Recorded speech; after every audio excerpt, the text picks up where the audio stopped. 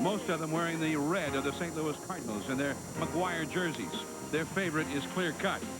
The Cubs and Cardinals, those ancient rivals, Mcguire and Sosa. And don't forget, there'll be a lot of Cub fans and Sosa fans in attendance here as well. The home run chase looks like this. Mcguire with 60, one away from Maris, 20 games left. Sosa at 58 with 19 left to play. Hello, everyone. I'm John Miller along with Joe Morgan, and we are excited, aren't we? Yes, we are. Oh, man. We are thrilled to be here today as Mark Mcguire is just one away from equaling Maris. Maris's family is here. And, Joe, we got a couple of guys here who come from disparate backgrounds. Sosa, who never played baseball till he was 14. He was too busy to support his family when he was a young kid. Mark Mcguire, the son of a dentist from Southern California.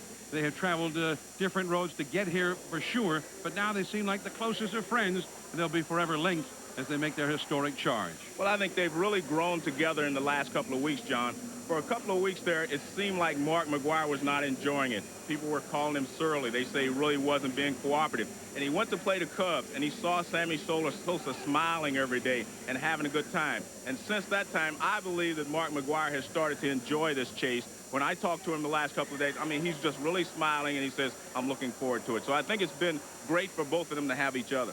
They have different challenges today, that's for sure.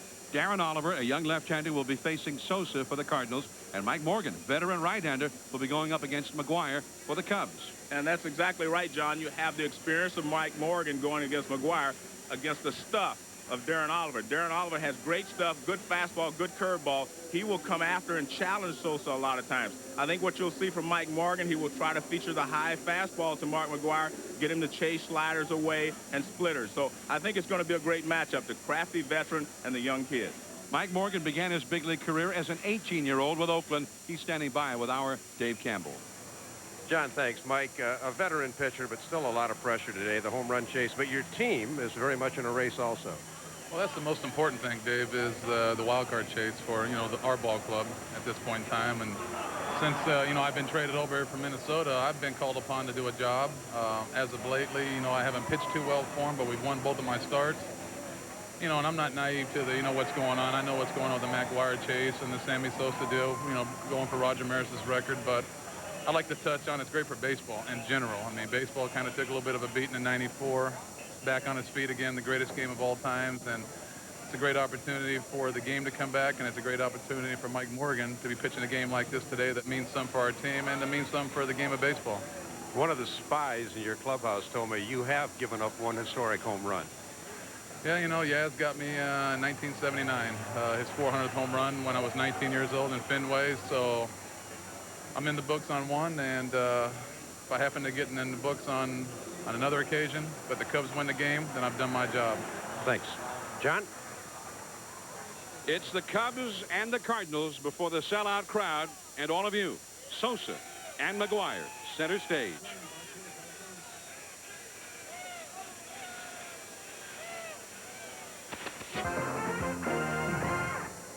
That's the scene high above Busch Stadium in St. Louis. Our ESPN Labor Day special, and it truly is an interesting atmosphere out here. There's the Mac Attack group who come every day with their placards. And, of course, many of these people sitting in the outfield seats are hopeful that if Mcguire hits number 61 today, they'll be the one to catch it. The 20-year-old fellow who caught number 60 here on Saturday all he wanted was to take batting practice and to meet Big Mac in person. And they took care of that right away. He took his BP yesterday. And then he was out front today like everybody else, trying to find a ticket, trying to find a way to get in. Mark Mcguire. And it truly was almost like a metamorphosis took place from one day to the next once he hit his 50th home run. He kept saying all through these many months. I mean, he's been asked about this since before this season ever started, which he thought was ludicrous. And he kept telling people over and over, even after he got off to a fast start in the regular season, that it was ludicrous. But he said, once I get to 50 before September, if that happens, then ask me about it. Well, he seems to have loosened up, and he seems to be enjoying it now, which I think it makes it even that much more fun. Mcguire and the Cardinals take the field.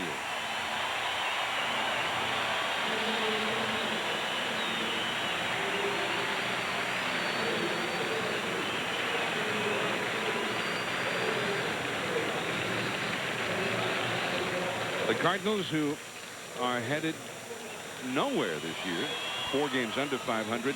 So Mcguire and his chase of Maris has become the season, really, for the Cardinals. Here's the AMC Sierra Cubs batting order. It'll be Lance Johnson in center field. Jose Hernandez, who's had a fine year at shortstop. Mark Grace at first base, hitting third. Sammy Sosa will hit cleanup against the left-hander. And look at this, 21 homers in his last 39 games. Glenn Allen Hill in left field. Gary Gaetti, the former Cardinal, at third base. Mickey Morandini is at second base. Scott Service is the catcher, hitting 8th. And Mike Morgan, the veteran right-hander, is on the mound, just recently acquired from the Minnesota Twins. And on the mound, the former Texas Ranger left-hander Darren Oliver, acquired in the Todd Stottlemyre-Royce Clayton trade from Texas. And that's his overall record for both Texas and St. Louis. Well, he throws the ball well. He has a good fastball, a lot of potential. He's a young guy that they think if he ever just gets command of his control and, you know, be able to stand out there and throw breaking balls in certain situations, he will be a great pitcher. But he has good stuff, fastball, curveball. He throws a changeup. But in most cases, you're going to see him challenge Sosa, hopefully for his sake, not down the middle, but he'll be trying to challenge him with the fastball. And let's take a look at the defense. You know, this is pretty good fast outfield. Mark Mcguire at first base, of course. He's got 10 errors so far this season, which is not his norm. He won a Gold Glove a few years ago. People only think of him as just a power hitter, but he's a pretty good defensive first baseman as well. Mark Mcguire, who, of course, was a pitcher. I mean, he was recruited out of high school, Damien High School in Southern California, as a pitcher. He was recommended to the head coach at USC, Rod Dado, who, by the way, is in attendance here this weekend to watch his former protege. Marcel Latchman was a pitching coach for SC and recommended Mcguire to Rod Dado, and that's how Mcguire ended up going to USC as a pitcher. Lance Johnson leads it off now. Unlike the Cardinals, the Cubs have a lot to play for other than the home run record. They are trying to make the postseason. That ball is caught in left by Ron Gant. This one away. The Cubs have the lead in the National League wild card race by 1 game over the New York Mets. And this is one thing that I'm a little surprised at with the Cubs, that they have not moved Sammy Sosa like up to the 3rd slot to give him more at-bats over the course of the season. Plus, you know, as a pitcher, you have to face him in the 1st inning. That puts a little more pressure on you to get the first 2 hitters out. Mcguire is in a perfect situation like that. They know they have to face Mcguire in the 1st inning. Well, as Jose Hernandez takes a strike, Jose Hernandez has 21 homers and 69 runs batted in. Sosa will most often hit 3rd against a right-hander, and they have Grace up in the 3rd spot against the lefties, and that's a base hit for Hernandez. The Mets are in 2nd place in the wild card. They're playing Atlanta. Here's an update. John, thank you. 2nd inning, Bruce Chen making his major league debut for Atlanta because Denny Nagel scratched because of a bad shoulder, and Louis Lopez with a man on, his 2nd home run of the year. Plesko going back, can't get it, gone. 2-run shot. 2-0 Mets, John, right now, the bottom of the 2nd inning. Thanks to Bill Pito for that update from Shea Stadium. We'll keep you posted on that ball game, which has a great significance to the Cubs and also the San Francisco Giants. The Giants 3rd place in the wild card in the National League, and they play late tonight in San Diego. Here is Mark Grace, left-handed hitter, .319 average, 14 homers, 74 batted in. And Jim Riggleman feels that Grace is pretty strong against all types of pitching, but is liable maybe to see something a little better to hit from a lefty with Sosa protecting. The count 2-0.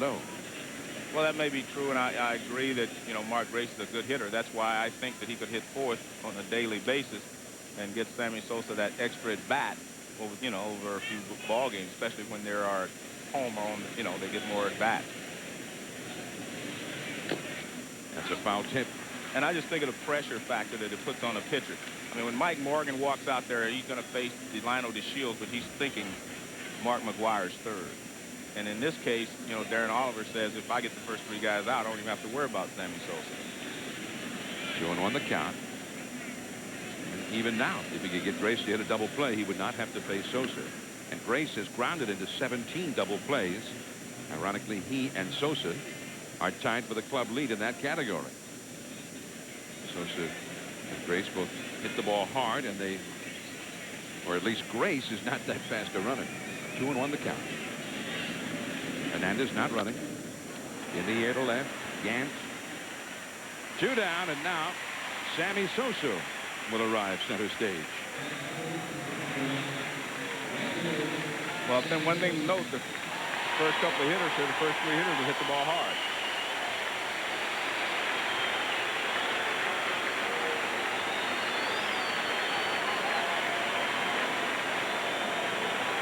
Great ovation for Sosa from the Cardinal fans.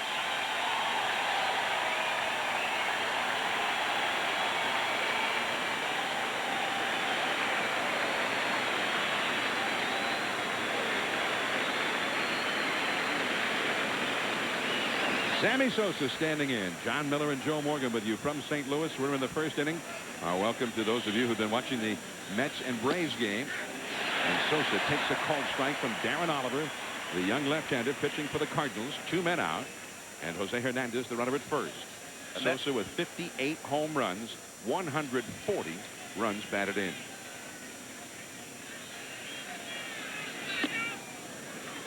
And you see from Oliver basically hard stuff.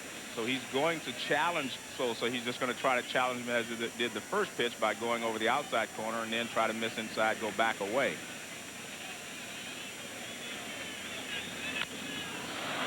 Popped up to who else? Mark Mcguire.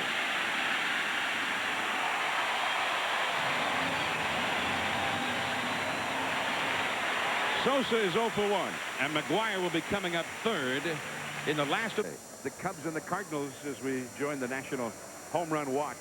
Sammy Sosa is 0 for 1. In between innings, Matt Mcguire, Mark Mcguire's 10-year-old son, who flew in from Southern California for the big weekend, and Mark came in and gave his son a kiss. And there's Matt, who has got to be as proud as he can be, and perhaps as nervous as anybody here, waiting to see if his dad going to hit number 61. Here is the GMC truck Cardinals batting order. It will be Delino DeShields at second base, Brian Jordan in right field, and Mark Mcguire hitting third at first base. And he is just otherworldly right now. 13 homers in the last 19 games. It's not possible. Ray Lankford hits cleanup in center. Ron Gant in left. Fernando Tatis at third base. Placido Polanco is at short, hitting 7th.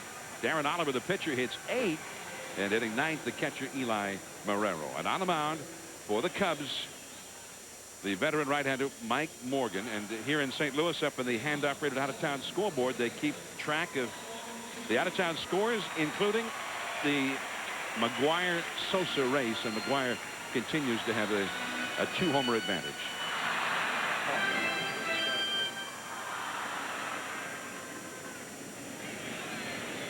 Delino DeShields leads it off, hitting .298.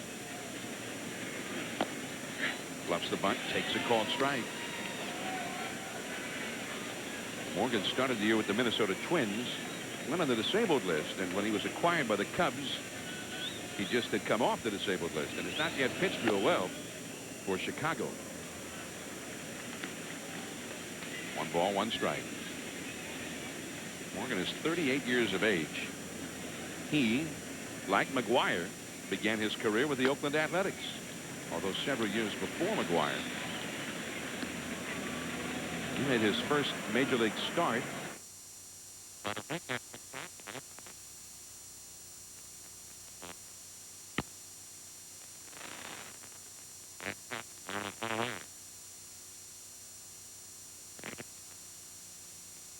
guys are hitting the ball hard here in the early going. Well, I think, again, that first inning is tough for the pitchers. I mean, I think they're a little nervous, too. This is a pretty big event going on here, John, and I think a lot of people have to adjust to that. There you take a look at the Cubs defensively. Gaetti over at third base, Joe, has really been a great addition for the Cubs, ironically acquired from the Cardinals. Brian Jordan having a sensational year. He's strike to the outside. Jordan is hitting .317, 23 homers, 32 doubles, 7 triples, plays a great outfield, and will be a free agent at the end of the year. A little bit low on the outside. 1 ball, 1 strike. Mark Mcguire has come out of the on-deck circle. As you said in the first inning, Joe, with the Cardinals or the Cubs batting, no question about having to face Mcguire in the first inning. Ran that one into the hands. 1 ball, 2 strikes.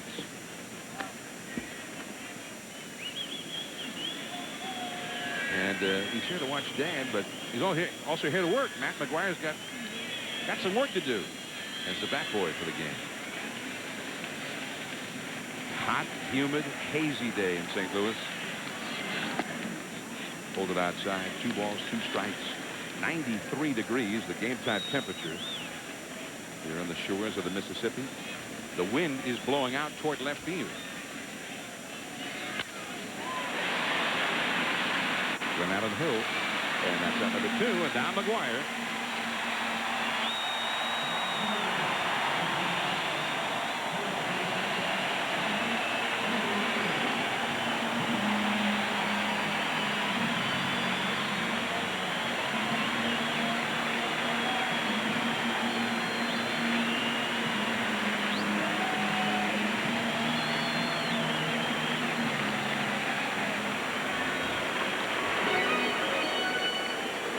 Well, you saw Mark Mcguire's mom and dad, John and Ginger Mcguire. Mark Mcguire's son. They're all here now with everyone else as Mark Mcguire comes to the plate, and a tough slider. Nice pitch, 0-1. Well, the one thing they did, you may not have noticed, the umpire had to change balls. They get a new batch of balls when Mcguire comes up, so they will be able to identify the record home run ball, or the tying and the breaking of the record ball.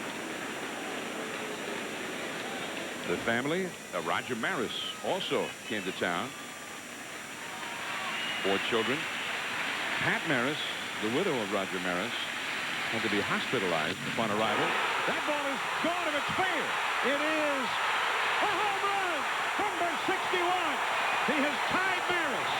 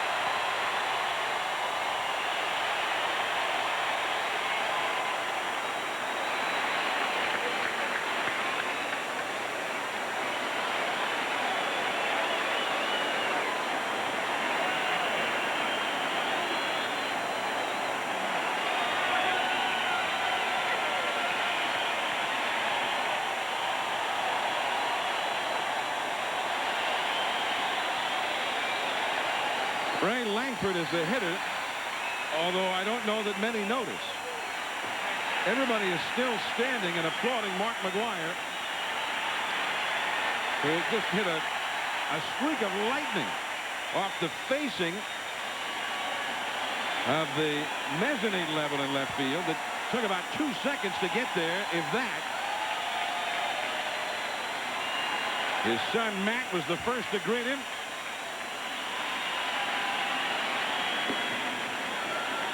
3-0 to Langford. There's no one alive that knows how he feels about now. Roger Maris would be the only one that would really know how he feels.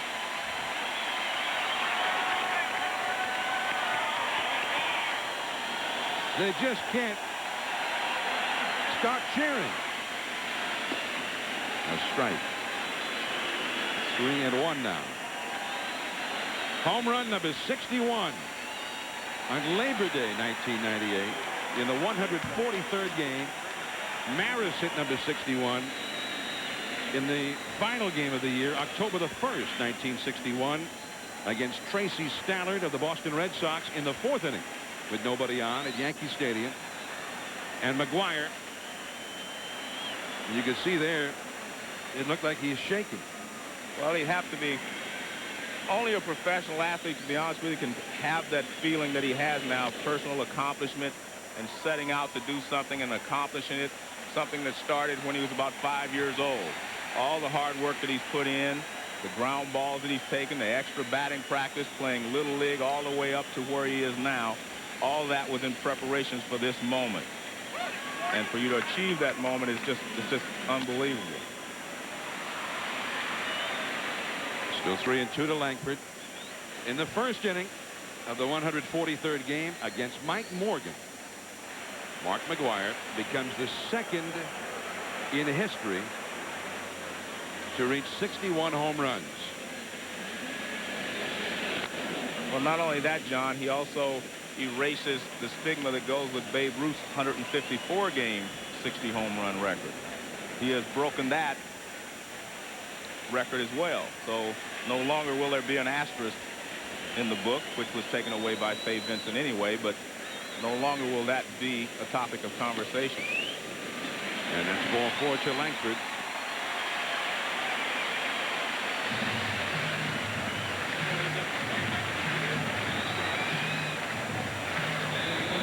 Two down, runner at first, and Ron Gant. And Roger has company now at 61. Again, this we had started to mention Roger Maris's widow, Mrs. Pat Maris, when she arrived here in town, actually started feeling ill on the flight to St. Louis, as we understand it, and had to be hospitalized, although they say she's doing fine now.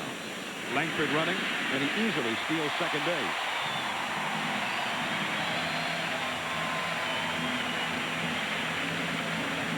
His 20th steal of the year.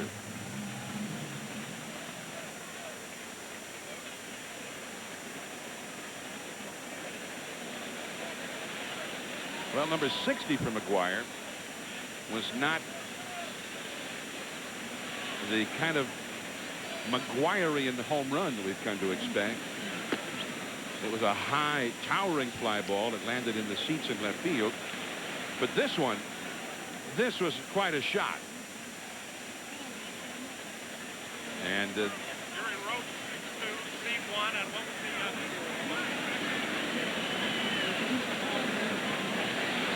that ball hit off the windows of the restaurant out there in left field, just below the upper deck, and then ricocheted down. And you just saw the point in the, I guess, the first or second row right down there in the lower level where it landed. So somebody down there was able to retrieve the carom. And Ron Gant has a walk.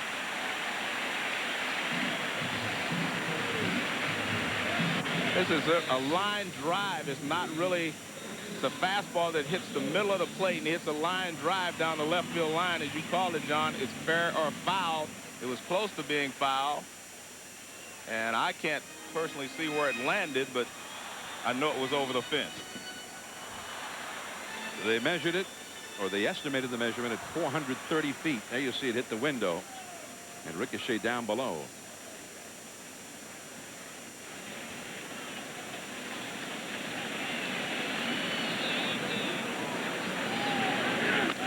This is young Fernando Tatis, acquired from Texas. First ball swinging. Grace has the put out. But Mark Mcguire has a share of history now. 61 homers.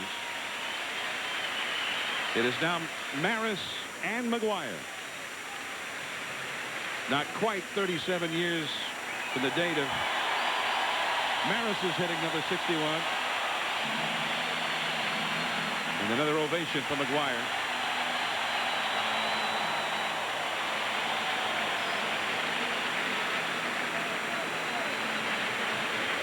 John, one of the tough things is for the opposing players. When you hit a home run like that, he rounded first base. Mark Grace gave him a high five. And I know a lot of the other players wanted to congratulate him too, but you just don't know what to do sometimes, because this guy just hit a home run that's put your team behind. So you're not sure exactly what you should be doing. Well, there's the swing, and he knows it's a home run if it stays fair, and he knows he hit it so hard he couldn't hook. And there's the Maris family behind him. And Stan Musial down there. There's the Maris family. And they have to have mixed emotions too. I'm sure they didn't want his record broken like his parents did, but by the same token, you know, I think they're happy that this has brought a lot of fame to their father. John and Ginger Mcguire sharing a great moment. And then young Matt Mcguire was the first out to greet him upon crossing home plate. And then pointing up toward his mom and dad. Sammy Sosa reacted as well.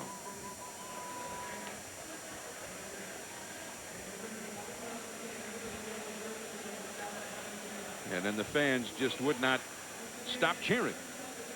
McGuire came out and took one bow, but the cheering continued long after that.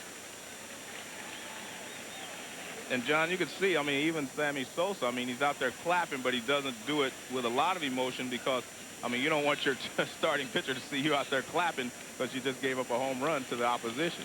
Well, and of course, I'm sure he had mixed feelings. He's been rooting for McGuire all along. He's made no secret of that. But at the same time, his ball club is in a pennant race, trying to make October baseball. And Sosa has been saying over and over again, that is the primary goal for him, not the home run record. Darren Oliver back to work now to Glen Allen Hill. 1 ball, 1 strike to count. Hill, Gaetti, and Morandini for the Cubs. McGuire. Oliver got a late break over there, and Hill is safe. Oliver did not break off the mound immediately, and it cost him.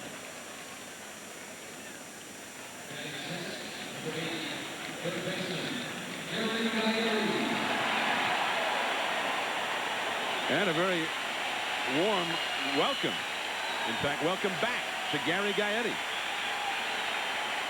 He helped the Cardinals win a division title 2 years ago. And to become a favorite here. Hard-nosed player.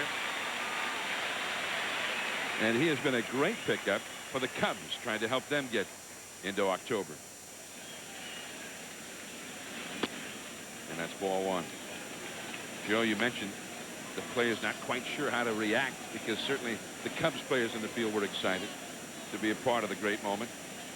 Barry Larkin, the veteran of the Cincinnati Reds, who were in here over the weekend, had many of the young guys seek his counsel as Gaetti drives one in the left, but he hit it off the end of the bat, and Gant on the warning track for out number 1. Gaetti did miss by very much. He hitting that one out of here. Well, John, I was on the field when Hank Aaron hit home run number 714 to tie Babe Ruth's career record, and he's trotted toward second base. I had mixed emotions about what I should say or do, and I, you know, made eye contact with him, and I just kind of nodded, you know, congratulations, but I did not want to, you know, embarrass my teammate, the pitcher, who had just given up the home run. So it is a tough thing to do. Here is Mickey Morandini. You want to salute the guy for what he did, because you, first and foremost, as another player and another professional, you appreciate what he has done. But by the same token, first and foremost, this is still a team game. And that's a strike, 0-2. Well, Barry Larkin advised his young Reds teammates, and this is what you're saying. He said, don't make a spectacle of yourself. If you're close to him and he wants to shake your hand, shake it. Don't do anything to affect the integrity of the game. I mean, you're still out there as opponents battling each other. That's a foul off the left field line. And it's easy to get caught up in the moment, you know, when something like that happens. But again, this is a team game. I caught number 57, Big Mac. Hit me 62. He's not satisfied with just number 57. And back to the bag is Glen Allen Hill. 1-0. The Cardinals lead in the second inning on McGuire's laser beam of a home run.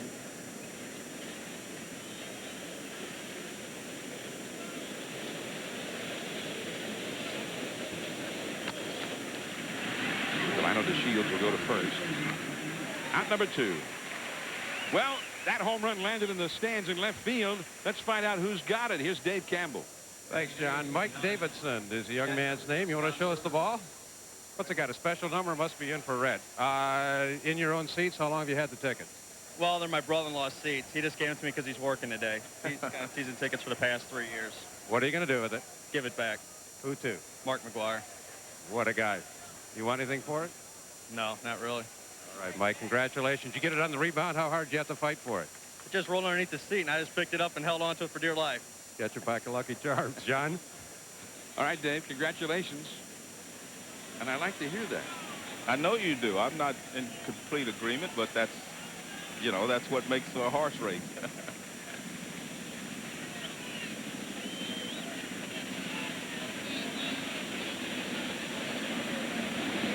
Well, he may have some friends and neighbors and even family who say, "You schmuck, you could have sold that for a fortune."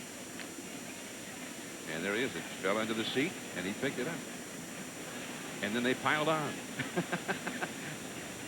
He looked like a quarterback as the gun was going off, Joe. He just fell on the ball and wrapped it up.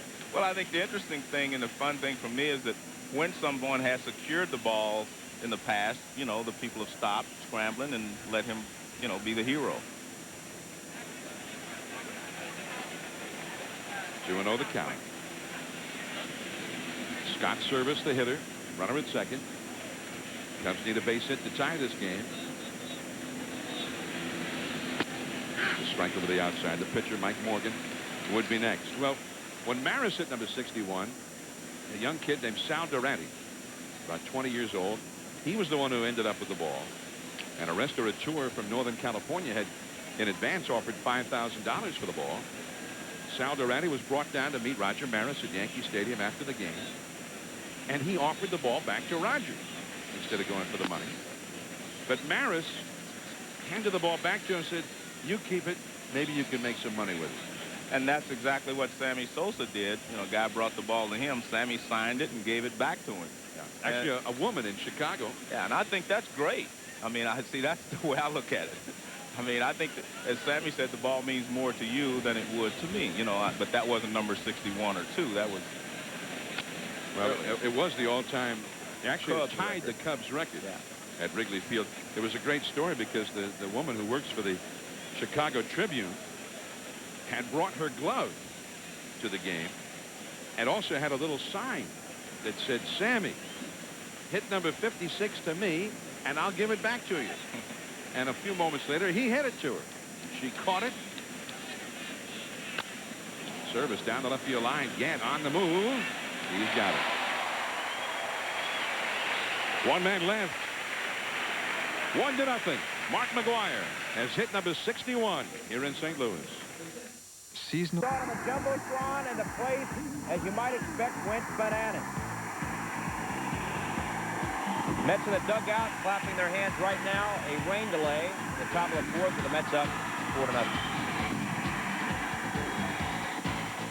So the Mets have a big lead there at Shea, but the same thing happening at Shea virtually that was happening here. The fans erupted in a huge ovation upon getting a look at Big Mac hitting number 61. And of course, that shot was from New York. And you can see the players there can voice their opinion and show that they enjoyed it because they're not, you know, involved in the game here. Yeah. Of course, the Mets are hoping that Mcguire hits like 5 or 6 home runs today against the Cubs.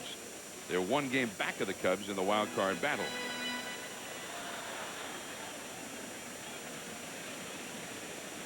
Here is Placido Polanco, the rookie shortstop for the Cardinals, to bat against Mike Morgan. 1-0. The Cardinals lead on Mcguire's home run. I was in Los Angeles over the weekend, and on Saturday, at least 3 hours after Mcguire had hit number 60 here, between innings at Dodger Stadium, they ran a videotape on the big board in left field of Mcguire hitting the home run. And Polanco is thrown out by Hernandez. There is 1 away. Immediately when Mcguire appeared on the screen, Dodger Stadium erupted in an ovation. And then when he hit the home run, 3 hours later, I mean, the videotape of him hitting the home run, Dodger Stadium erupted just as if it had happened there. So that's a place where they don't love the Cardinals. They don't love the opposition. Shea Stadium, a hostile enemy place if you're the opposition. But the country and beyond the country captivated by Mcguire and Sosa. Darren Oliver, the pitcher.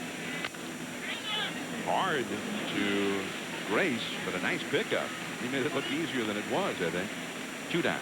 John, I want to read your statement. You talk about class, and I agree with you. That young fella out there in left field has class. I want to read something that Felipe Alou said, and I've always known that Felipe Alou had a lot of class. He says, the game of baseball is more important than keeping any one player from a record.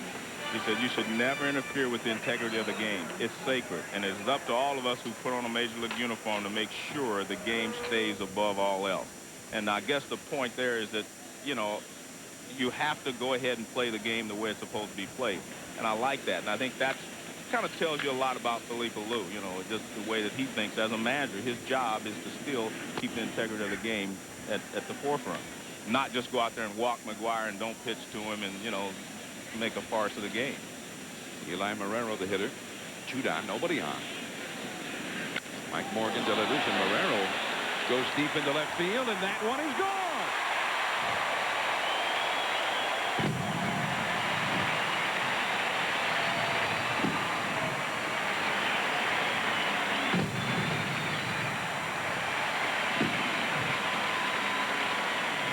On the day where Mcguire hit his 61st, Eli Marrero, the man they think will be the catcher here for a good many years to come, hits his 4th. Yeah, but the great thing, John, is the box score will be there. This box score is going to go up to Cooperstown, and, you know, it's going to be around for a long time. The box score from this game will have Marrero hitting a home run. So you still want to perform on this day. Just because Mark Mcguire is going to overshadow you doesn't really take away from your performance. Delano DeShields grounds out. So to be in the lineup with him, an honor. But to be right next to him in the home run column in that box score, that's special. Falling in love again, never wanted to. What am I to do? I can't help it. Love's always been my game. Play it how I may. I was made that way. I can't help it. Ma'am, you ordered a pizza? Yes, I did. Let's go, boys. Everybody in the pizza business is looking for a way to deliver oven-fresh pizza.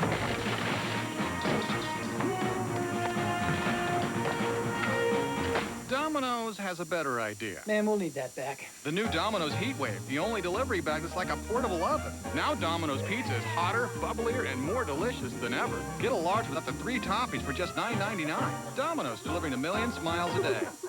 He was an ace player who gave up cards to go to law school. But just when his life was coming together, I gotta go. Come on, I'll be really quick. You won't feel a thing. his best friend got in trouble with the mob. 25 grand or I start breaking things. You're fixing to go down hard. Now, he's got to play the game of his life to save him. I can't stay for this. He's like my brother. Deal. Matt Damon, Edward Norton, and introducing Gretchen Mol. Rounders, rated R. Starts Friday in theaters everywhere.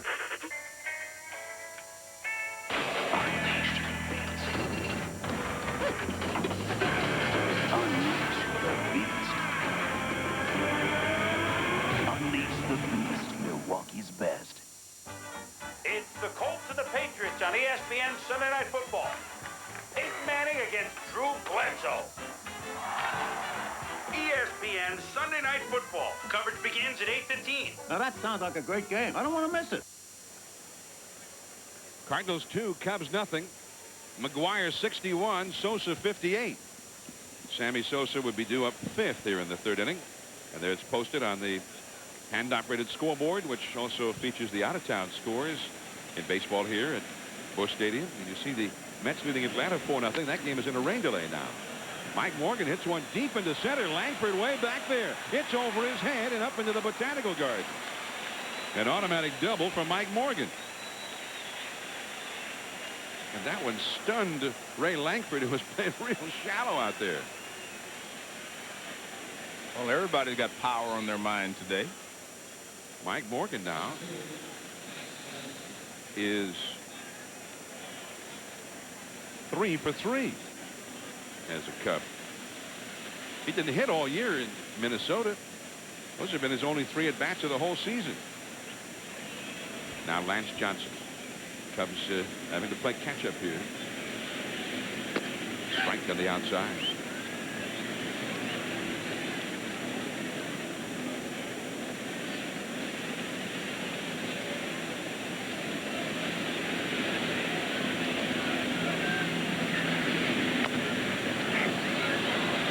Shallow center. Delano DeShields will let Langford take it. One gone. And now Jose Hernandez will come up. Sammy Sosa from the small town of San Pedro de Macorís in the Dominican Republic. When he was 7 years of age, his father died. And Sammy was the 5th of 11 children. He has 8 brothers and 2 sisters. So when he was 7 years old, the family, the mother and all of those children, left to fend for themselves, and everybody worked, including Sammy, who became a shoe shine boy, got 20 cents per shoe shine. And one of his older brothers encouraged him when he was about 14 to play baseball. Sammy didn't like baseball that much. He was too busy working anyway. And they were playing in the back lot one day, and his brother saw something in his swing, and he said, hey, I think he's got something. That is booted by Polanco, and Hernandez is saved on the error. So his brother said, come on, I'm going to put you in this league because you're the one of us who has a chance to make it.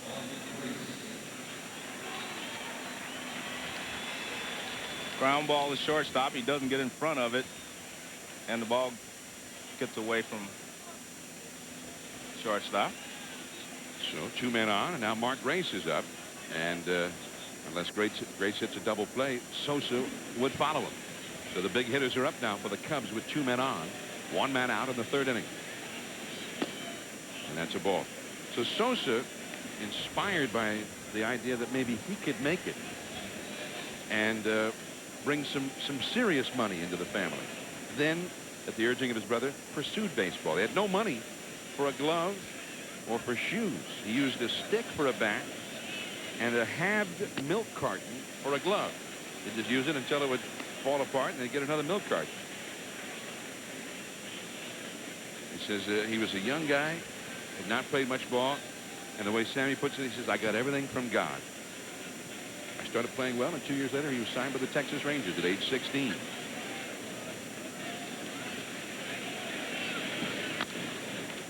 Mark Mcguire. That is out number 2, and now Sammy Sosa will come up with 2 men on and first base open.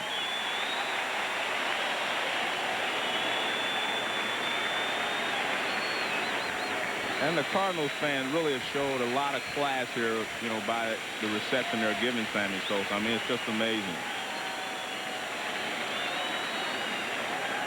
But I think the Cardinal fans have always been big baseball fans first.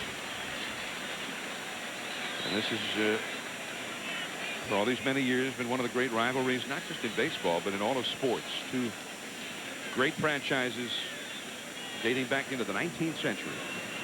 2 natural rivals for more than 100 years. And there's ball 1 to Sammy Sosa. He fouled out to Mcguire his first time. And they're booing on a ball to Sammy Sosa like they boo if you throw a ball to Mark Mcguire. But you mentioned there are probably a lot of Cubs fans here. Beautiful pitch by Oliver over the outside. A base hit to the outfield could tie the game. And remember, Sosa has 140 runs batted in. Morgan at 3rd base. Hernandez at 2nd base. 2-0 St. Louis.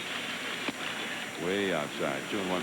Now, this is no time to be fooling around with Sammy Sosa. Well, I agree. But, I mean, you still feel like it's early in the ball game. You try to get him out because the more people you put on base, John, the more times you turn over the lineup. So from a pitcher's perspective, you try to get everyone out. And it's still early in the ball game. I don't think they would pitch to him in the 7th or the 8th inning. And the man on deck has pretty good power, Glenn Allen Hill. High and foul off the right field line. And there's one of the differences, too, Joe, between Mcguire and Sosa. Sosa will hit a home run to right field, and in fact has hit several. In fact, this week, his last 3 home runs, have gone the other way. 2 in Pittsburgh over the weekend. But I think the reason for that is that Sosa's not as strong as Mcguire. In fact, I don't know who is, but and so the ball's away from him. He can't pull it back and hit it over the center field wall like Mcguire can. So he has to go with the pitch if it's out there. Ooh, curveball got him looking. The big hammer. But it looked like a pretty good pitch. It was high enough. There's ball 1 to Jordan. But he had not seen one of those yet from Oliver. Yeah. Oliver's got a pretty good arm. Listen, he's matching his stuff against Sosa's strength. Good fastball, good breaking ball. But all of it is hard. Most of his pitches are going to be hard. And if you're a hitter, that's what you want. Mark Mcguire on deck. Now 3 ahead of Sosa in the home run race. Tied with Maris. 1 away from the record that some thought might never be broken. And the Babe, when he hit 60 in 27, people didn't make that big a deal out of it because they assumed, oh, he'll hit 65 or 70 next year. Because the Babe, it seemed like there were no bounds to what he could do. Plus, he was in class all by himself. I mean, no one else was even close to being able to do it year in and year out like he was. Only his own teammate, Lou Gehrig, who was only 24 that year, had emerged as any kind of competitor for him. John, if you look back, the thing that has made, these guys great is, Ruth had Gehrig, Maris had Mantle, and Sosa and Mcguire have each other. I think they really help push each other to these heights that they've attained.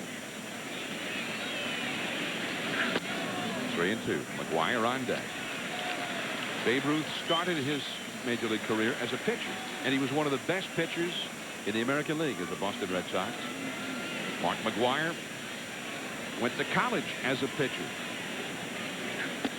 And a curveball got him looking. And now Mcguire.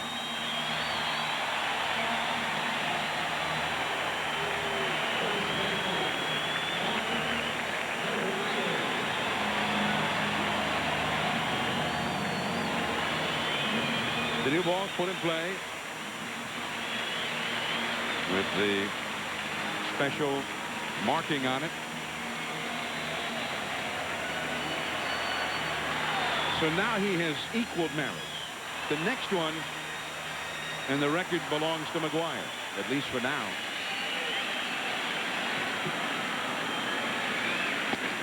Ball 1. The fans definitely do not want him to take a walk. 2-0.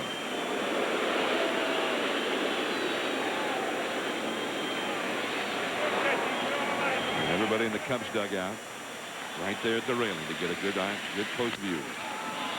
Base hit. Gaetti, it was hit so sharply, waved at it, couldn't get it. Well, he kind of stumbled over that way a little bit, and then the hop was such an in-between hop, he didn't really have a chance.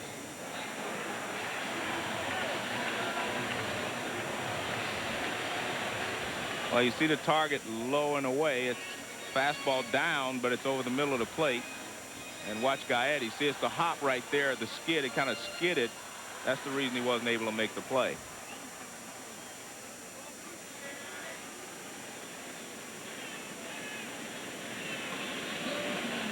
Ray Langford. Mcguire at first.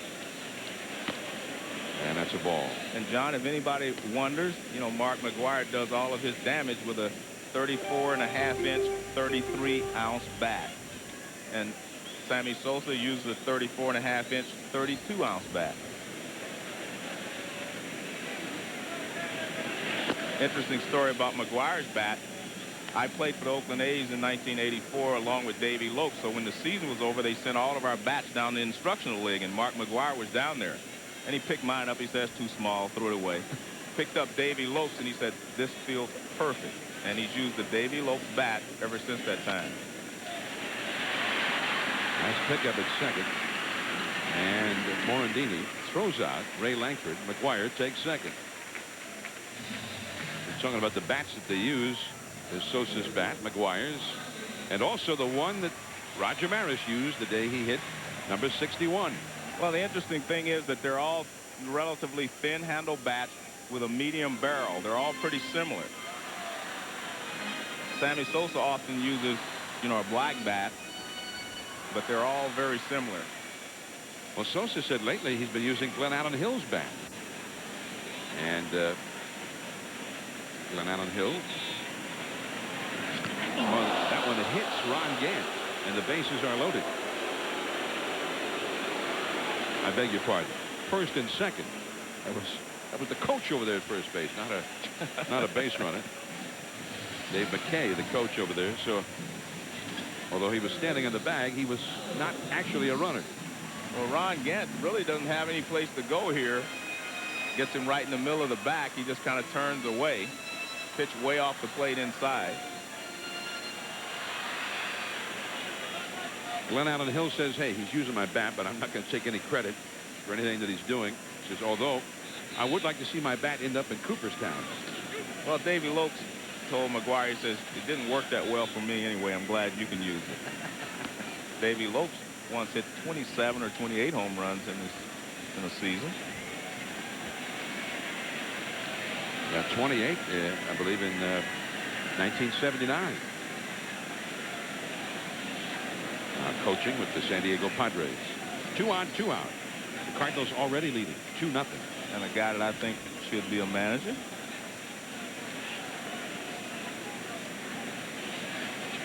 Fernando Tatis, a right-handed hitter. Very young. Also from the Dominican Republic. And he made a point of going over to chat with Sammy Sosa before the game during batting practice. 3-0 the count, and Morgan really struggling here suddenly. This guy become a tough out since coming to the Cardinals, by the way. Tatis has hit .289 for St. Louis. 5 home runs in 128 at-bats before today. And he gets a 4-pitch walk.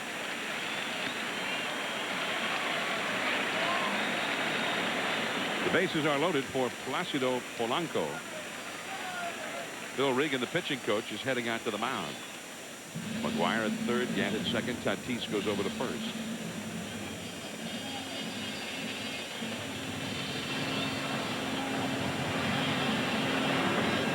And the Cubs bullpen is getting busy. That is Dave Stevens, a right-hander, up in the bullpen. This copyrighted telecast is presented by authority of the Office of the Commissioner of Baseball and may not be reproduced or retransmitted in any form, and the accounts and descriptions of this game may not be disseminated without express written consent. I'm John Miller with Joe Morgan on Labor Day 1998 and wherever you are. If you've got some traveling to do later today, we hope you'll drive safely, and we're certainly happy that we're able to spend part of this holiday with you as we look in on Major League Baseball history. Mcguire has hit number 61. That's a strike. We understand in a rain delay at Shea Stadium that they've been showing this game on the big screen there. Mets fans, of course, very much involved in what happens to the Cubs because the Cubs lead the wild card race right now. Placido Polanco takes a ball. Polanco came into the game hitting .286 in his 98 Major League at-bats. So Mike Morgan now pitching for survival. He's already down 2-0, and the Cardinals had the bases loaded. So the slider, 1 ball, 2 strikes. Well, there you can see why a lot of people think that Tatis is going to be, Polanco is going to be a good player because he has a very quick bat, goes to the ball pretty well, and they figure he's going to really improve as he gets some experience here in the major leagues. Although a lot of the rumors around here have the Cardinals pursuing Barry Larkin when the season is over. Ball 2. They tried to get him during this season. And Walt Jocketty, the GM of the Cardinals, said that he and the Reds GM, Jim Bowden, just could not get together on an equitable trade. Or at least one that Jocketty could live with.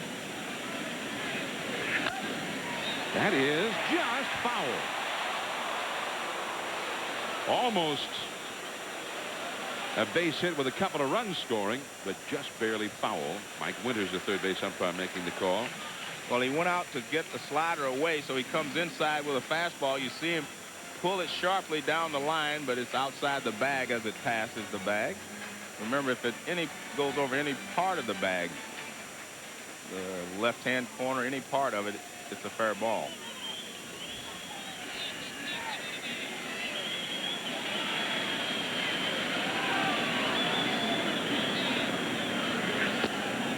And it goes to 3-2. By the way, we watch Mark Mcguire, one of the former Bash brothers from Oakland, did his 61st. Jose Canseco in Toronto for the Red Hot Blue Jays hit his 41st today, a 3-run shot against Cleveland.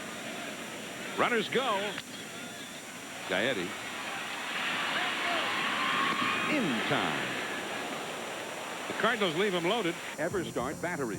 All the cold cranking power your truck, car, boat, or mower will ever need. Available at Walmart. On a hot, humid day in St. Louis, Mark Mcguire has equaled Roger Maris with 61 homers. Dave Campbell is with the Maris family. Thank you. I'm talking to Kevin, third oldest son, and Kev, I saw Mcguire when he was coming into the dugout. He pointed right at his family. Yeah, it looked like he to us, and that is the way it looked to us. Dad, and he thanked us really. And we apologize for some technical problems with that microphone as Glenn Allen Hill stands in. We get the problems figured out.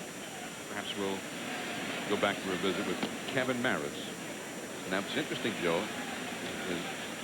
said it was obvious to them that he was acknowledging them. Well, and toward them. I think he has a great appreciation for the accomplishments that Roger Maris attained. I mean, I think he realizes how difficult it was for Roger Maris, far more difficult than it was for him and Sammy Sosa to chase Maris's record. You know, when you're Roger Maris, you're chasing Babe Ruth, who is a Yankee, and your closest pursuer is Mickey Mantle, who is maybe one of the greatest Yankees of all time. You know, people really are not pulling for you. Polanco and Hill is out number 1. And I mean, there was a lot of pressure on Maris. I mean, you know, I'm told that the Yankees really didn't do a lot to help him in those years. That, you know, newspaper people had access to his locker. They could just come in at any time and see him. And there was just a lot of pressure on the guy and a lot of stress. And, you know, the thing about Mcguire and Sosa and Griffin, anyone that's chasing the record now, everyone is pulling for them. And that makes a big difference. Gary Gaetti, the hitter. It was a great interview that they did a story about Julie Isaacson, Big Julie, who was a very close friend of Roger Maris and Mickey Mantle. And he drove Roger Maris to the ballpark the day that he hit number 61. That's a fair ball by Gaetti. Gant gives chase. Gaetti will easily make it into second with a double. But he hit number 61, and then they went out to dinner afterward. And while they were at dinner, a guy came right over to their table. It was Julie Isaacson, his wife, Roger Maris. And the guy said, "Roger, personally, I don't like you that much, but would you sign an autograph for my kid?" Well, I mean, that puts a guy in a tough position. Well, the way Big Julie told it in the USA Today, Roger just kept eating his steak, and Big Julie popped him right in the nose. So he did his best, Sonny Liston. 1 ball and no strikes to Mickey Morandini. Then he went across the street after they had dinner. There was a Catholic church, and he wanted to go to the midnight mass. So they went over, went into the church. The priest who was conducting the mass found out Maris was there and announced it to everybody in the church that Maris was there. At which point, Maris, unable to even be alone with his prayers for a moment, got up and left. Well, I think the Maris family is hoping that all the attention that's, you know, being brought to their father and showing how nice a person he really was and the character that he had will help, you know, maybe hopefully get him maybe into the Hall of Fame. That's out number 2. Morandini is gone. Well, we talked about Maris and the obstacles and the pressures that he felt before he died. Here's what he said. After the ball game, it made it difficult because I sat there until the last writer filtered in and went out. There was no organized period of a half hour, an hour, an hour and a half. Hell, some days I was there 3-4 hours after a ball game, just sitting there with interviews, and it did get grueling. That really hurt. That's the point I'm talking about. The Yankees didn't help him by structuring as the Cardinals have done. You know, Mark McGuire has a time for his press conference. It lasts a certain length of time, then he leaves. But I'm told that, as Roger just said, that he sat in the clubhouse for 2 and 3 hours after the game and answered every question until it was over. And the Maris family is saying, look, they just wish their dad could have had the same kind of That's a nice catch by Brian Jordan, who's got great speed and great range out there. Service robbed of a hit. The Cubs robbed of a run. 2-0 St. Louis. Cubs nothing. John Miller and Joe Morgan with you from St. Louis. Mark McGuire in the first inning wasted little time in getting a share of Major League history as he homered in his first at-bat before the huge crowd. I mean, just electrified the sellout crowd here. Today's Skyview coverage from the Bud 1 airship, brought to you by Brewery Fresh Budweiser, the official beer of Major League Baseball. We're glad to have them with us here near the shores of the great Mississippi. And the great McGuire has hit one today. Roger Maris, it was announced by then Commissioner Ford Frick, who was an old friend of the Babes, that if he did not hit 60 or 61 in 154 games, which was the length of the schedule in Ruth's day, he would not be considered to have a part of or have broken the Babes record. Since then, that so-called asterisk was removed from the official baseball record book by then Commissioner Fay Vincent, because after all, the record is most home runs in a season. As Darren Oliver is at bat, there's the current commissioner, Bud Selig, in attendance today, as well he should be, which conspicuously 24 years ago, then Commissioner Bowie Kuhn was not in attendance the day that Hank Aaron passed the Babes all-time career home run record. And that always bothered Hank, too. 24 years later, it bothers me. Yeah, I agree with you. It bothered me at the time. It still does. And down on strikes is Darren Oliver. Because no matter what we ever say, whatever people think, the players are still the game. The players are the game, no one else. And I mean, you come to see the players. You saw the commissioner, Bud Selig, down there, and close by him in the commissioner's box, the legendary Stan Musial. There's Stan leaning around the railing, talking with Commissioner Selig. Stan the man. They just unveiled a new statue of Stan Musial outside Busch Stadium this weekend. And not only a great player, Joe, but a great guy. And talk about down to earth. He was at the microphone before the big crowd before the game. They unveiled the statue and all that sort of thing. He said a few words, and then he broke out his harmonica and led everybody in singing "Take Me Out to the Ball Game." But his greatest accomplishment is the Wabash Cannonball. You ought to hear him play that. Well, that's probably just for you fellow immortals up there. Yeah, he plays it every year at Cooperstown. And we look forward to hearing him play it. Stan Musial. How did he get the nickname the man? I'm going to ask you. You're a historian. I don't even pretend to know all those inside things of what goes on up there in Cooperstown when you immortals meet there in baseball's Olympus. Well, it's ironic that they're playing the Cubs because a Cub fan gave him that nickname. A Cub fan? Yeah, after he'd beaten up on the Cubs for 3 games, and he came out and he said, "There's the man." And from then on, he was known as Stan the Man. There's Lou Brock, another fellow Hall of Famer, with Stan Musial. Cubs fans still remember Lou Brock for Ernie Broglio. The Cubs traded Lou Brock to the Cardinals, and every Cub fan will tell you that's the worst trade in Cubs history. Here you go, John. You might get a ball. No. I got it. Bob Gibson was here last time. Red Schoendienst is here. I mean, the Cardinal history, I mean, this is, you know, one of the real storied franchises in the history of Major League Baseball. So they have a lot of great Hall of Famers that are always around, and it's one of the reasons this is such a great baseball town.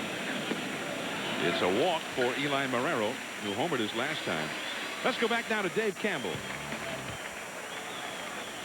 With Kevin Maris, Kevin looked like when Mcguire hit the home run, crossed the plate, shook hands, and then he pointed right at the box to the Maris family. Yeah, acknowledged us, and you know, he tapped his heart and looked like you know, he's saying Dad was in his heart, and that shows a lot of respect for the family, what Dad did. And Mark's a heck of a guy. Mark said that he's a spiritual guy, and he looks forward to talking to your dad someday in heaven. That ought to be quite a conversation. Hey, it can't get any better than that one right there. Yeah, thanks for the visit. Thank you. Okay, John. Kevin Maris, and you can see a lot of his dad there. He got the same kind of a haircut that Roger Maris fashioned the year he won, or he hit the 61 home runs. And he does that, you know, in honor of his father. Delano De Shields to the right field, Sammy Sosa. And that is out number 2. And also, you know, the Maris family has said that, you know, they didn't want anyone to break the record, and that's personal. They said, but they could not have come up with a better script if it was going to be broken than to have 2 guys like Mcguire and Sosa chasing it. 2 really good guys who really care about people and who really do a lot, you know, for other people. Here is Brian Jordan. If he can reach base, Mark Mcguire and get another shot to bat here. Mcguire's had 2 at-bats in the first 3 innings.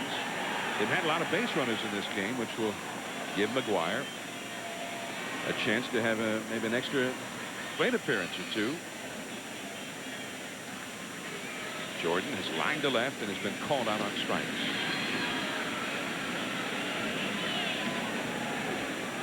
The Cubs bullpen is busy again.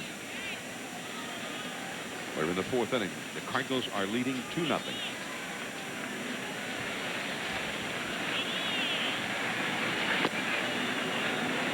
And the count is 0-2. Rodney Myers, a right-hander, is up in the Cubs bullpen here in the 4th inning. 2 down. Mcguire on deck.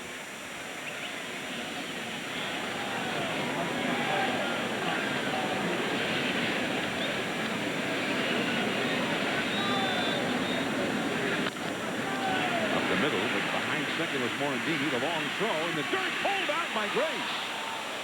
And that will keep Mcguire from coming up with 2 men on. Big play by Grace.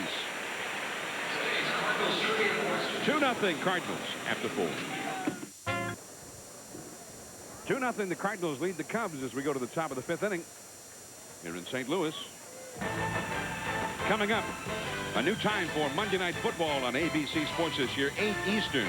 Join Al Michaels, Dan Deerdorf, and Boomer Esiason as Drew Bledsoe and the Patriots take on John Elway and the world champion Denver Broncos. That's tonight, 8 Eastern, 5 Pacific on ABC. Mike Morgan against Darren Oliver. Quickly, the count goes to 0-2. Morgan whacked a double over the head of Ray Langford in the 3rd inning. He's 1 for 1. Leadoff man Lance Johnson on deck. John, I heard the call of, you know, Jack Buck's call of Mcguire's 60th home run the other day. And he, at the end of the call, he said, "Wake up, babe, you got company." Jack Buck. You mentioned all of those great former Cardinals, and there's another Cardinal Hall of Famer. And Jack, of course, last time we were here, they dedicated a statue outside, well, yeah, just outside the front door. Yeah, right outside the front in his familiar pose of broadcasting with his one finger in the ear. He's kind of changed a little bit there, John. He's gone to the headset. That's a foul out of play. Jack Buck. But you know what? I heard Marty Brenneman, who was working the radio for the Cincinnati Reds, call too, and it was great. I think both of them did a fantastic job with that, as you did with number 61. So you guys have a special place in history now. You play-by-play guys. It's Marty Brenneman and Jack Buck. That's two of my favorites right there. Mine too. Sammy Sosa would be due up 5th in this inning. We got to get a couple of men on base to get Sosa up there. Lance Johnson will come up now. It is 2-0. St. Louis is leading. They're still in a rain delay, meanwhile, at Shea Stadium, where the Mets had a 4-0 lead over Atlanta through 3 innings. The Mets will be anxious to see that rain go away, because that is not yet an official game.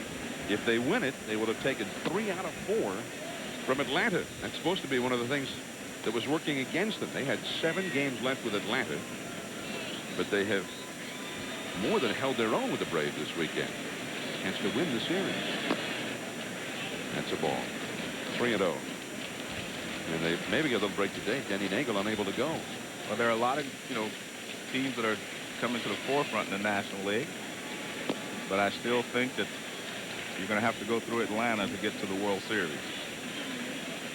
3-1 the count.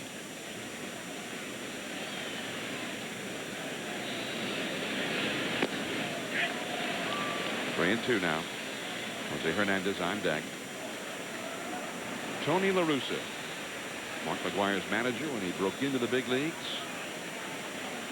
And his manager when McGuire makes history.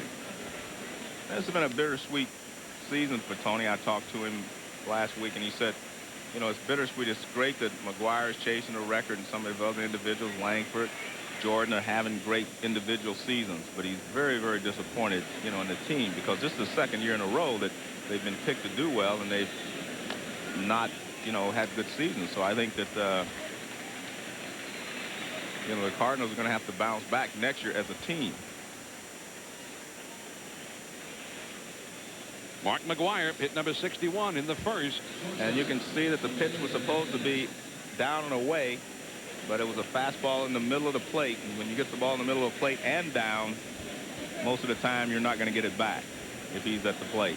But the thing I've always said that separates him from the other home run hitters is that he can hit a perfect pitch out of the ballpark. He does not have to hit mistakes to hit home runs. Most of the other sluggers will feast on the pitcher's mistakes, but he can hit any pitch out of the ballpark.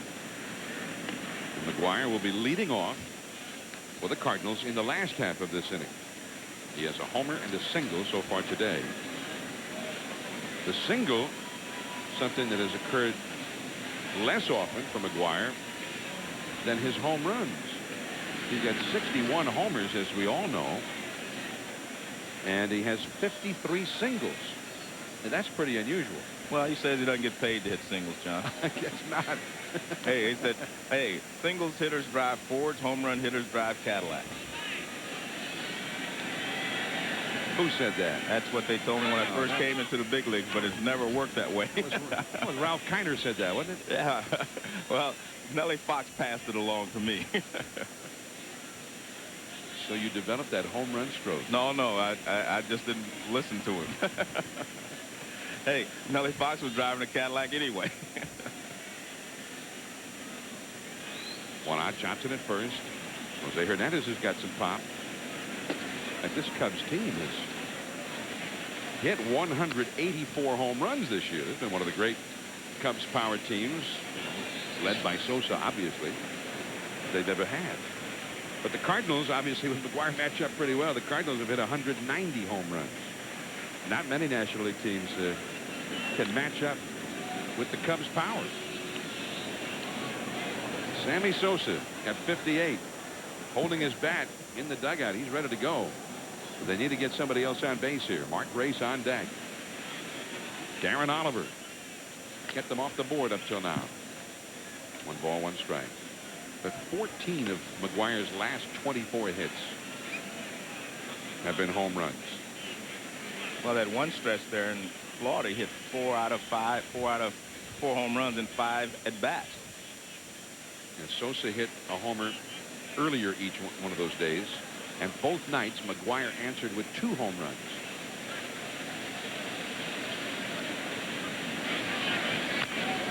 That's a foul. 1 ball, 2 strikes to Jose Hernandez. You know, we're talking about Roger Maris, and we keep talking about the most home runs ever hit. In the minor leagues, there was once a guy named Joe Bauman, who still lives in Roswell, New Mexico. 1954, Joe Bauman hit 72 home runs for the Roswell Rockets in the Class C League, the Longhorn League. And in 1955, a guy by the name of Bob Lennon hit 64 home runs. And he played in the same league and was one day asked for some advice about pulling the ball with power by a guy playing in that league named Roger Maris. So Maris's path crossed that of a guy who hit 64 home runs one year and actually got a little bit of advice from that big minor league home run hitter. A guy named Joe Hauser, playing for Baltimore in the International League in 1930, has 63 homers. That's a ball down and in, almost hit him in the foot. Well, Dick Stewart, remember Dick Stewart? Yeah. Dr. Strangeglove. Yeah. 1956, playing for Lincoln, hit 66 home runs. Of course, he went on to hit more than 200 big league homers. Tony Lazzari, who was Ruth's teammate in 1927 when he hit 60, and a great player in his own right. That was down the left field line. Gant into the corner, and it's foul. Lazzari hit 60 for Salt Lake City in the Pacific Coast League in 1925.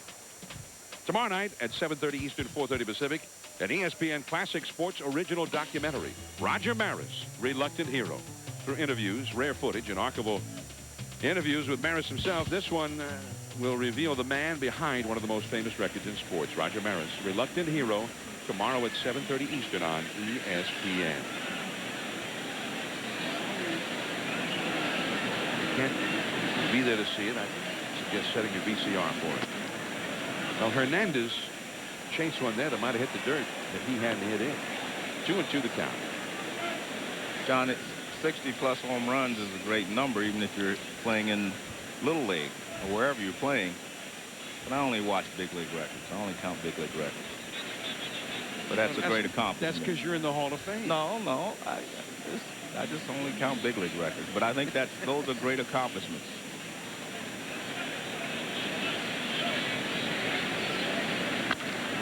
Caught at short by Polanco.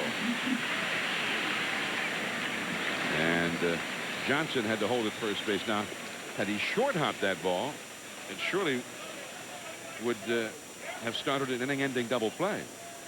But he caught it, and that brings up Grace. If Grace can get on base, Sammy Sosa will get a shot at it here. 2-0. The Cardinals are leading the Cubs in the top of the 5th inning. Grace has flied to left and grounded to first.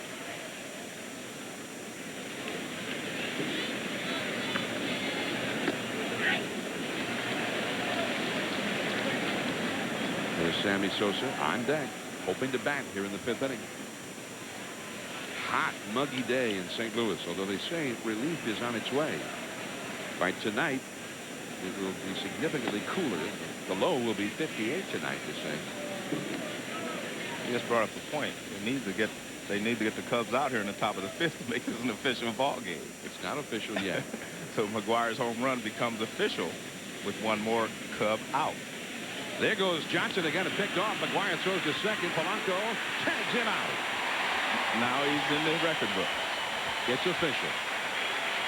And Mcguire is coming up. 61 in the 1st inning. The Cardinals lead 2-0 as we go to the last of the 5th. And when he came out of the dugout, the ovation began, and everyone is standing here at Busch Stadium as Mcguire stands in at the plate. I think we should stand too, John. Since we couldn't salute him when he was running around the bases. Because we're not supposed to show favoritism, are we? I'm trying to maintain the integrity of the game. Of the booth. Right, of the booth, right. High in the air, shallow center. Morandini out, Johnson in. And Mcguire is gone on 1 pitch.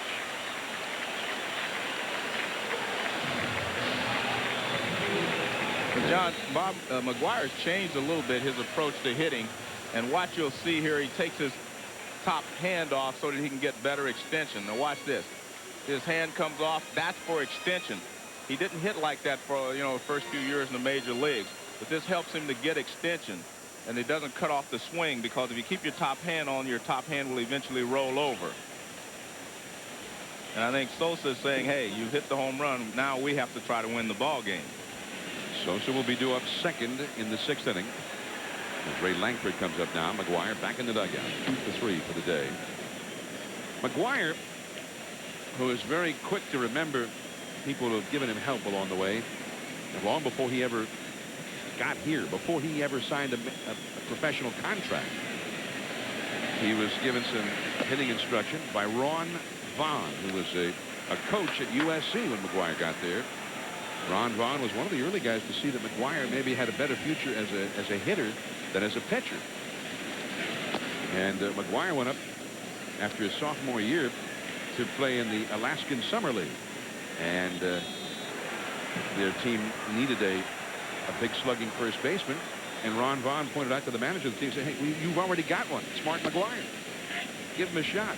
Mcguire played first base instead of pitching up there. And he had a real big season.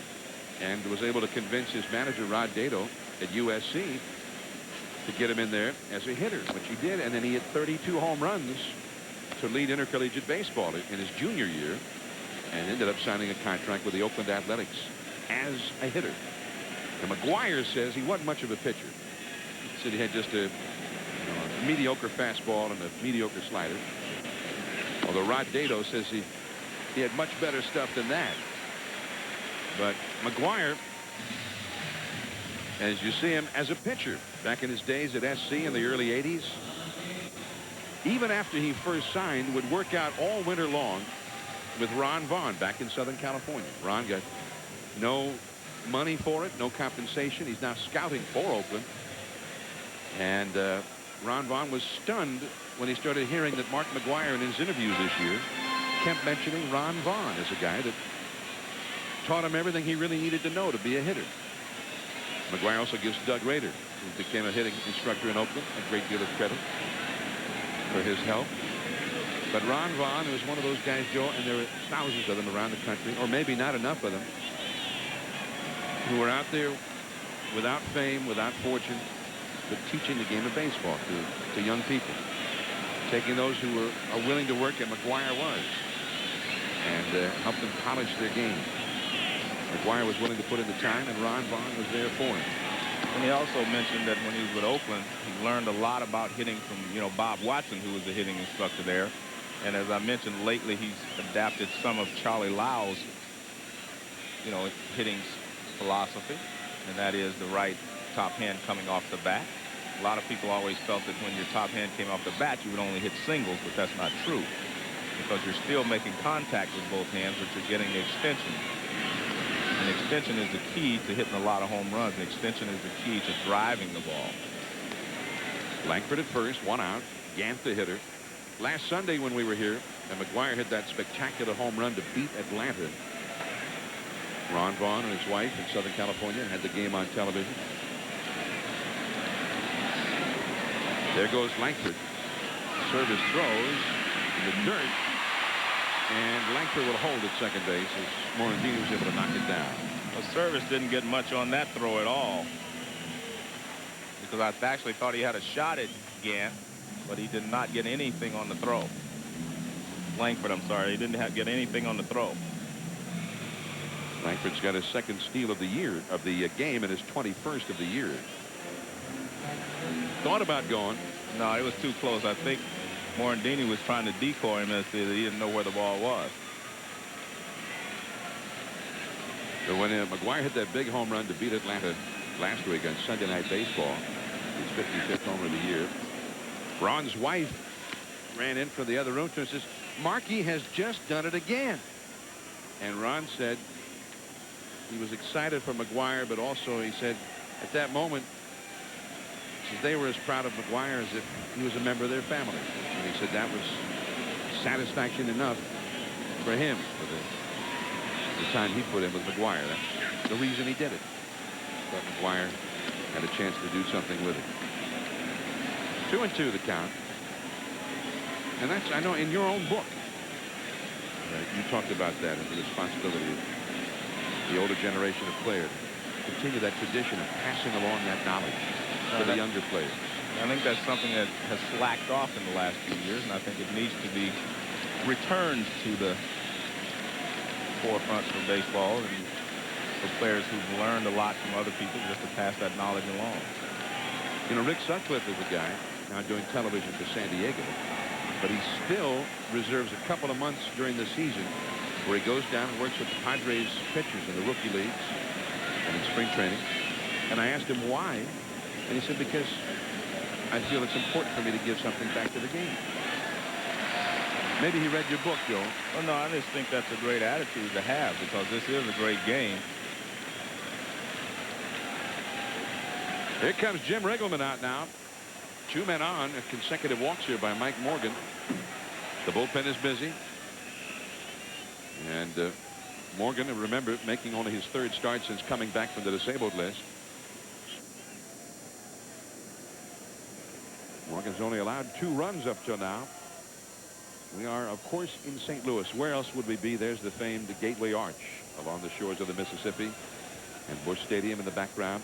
And today's Skyview coverage is coming from Bud One Airship, brought to you by Brewery Fresh Budweiser, the official beer of Major League Baseball. Here's Bud One. Fernando Tatis up now. Morgan is staying in there. It hasn't been elegant so far. He's given up a booming home run to Mcguire. Another homer to Marrero. Had base runners in every inning. But so far, Joe, he's kept them in the game. Well, that's what Mike Morgan does. He's a crafty veteran that keeps his ball club in the game. As he mentioned, he hasn't pitched as well as he would like, but the Cubs have won his 2 previous starts because he keeps them in the ball game. He has walked 6 in 4 1/3 innings and given up 2 homers, but only 2 runs on the board. Slider misses. 2-0. Rodney Myers, a right-hander, warming up in the Chicago bullpen. Myers is ready if needed. Shouldn't take too long to get loose on a day like today. Jim Riggleman pensive in the dugout. Cubs leading the wild card race. Pitch disappeared up there. 2 balls, 2 strikes. Placido Polanco is on deck.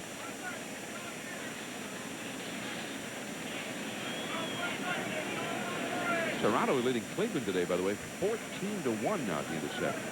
On their way to their 11th consecutive victory. And they'll be only 4.5 back of the Red Sox, who play tonight at Fenway against the Yanks. Go down to first base with Grace covering, but safely back is Gann.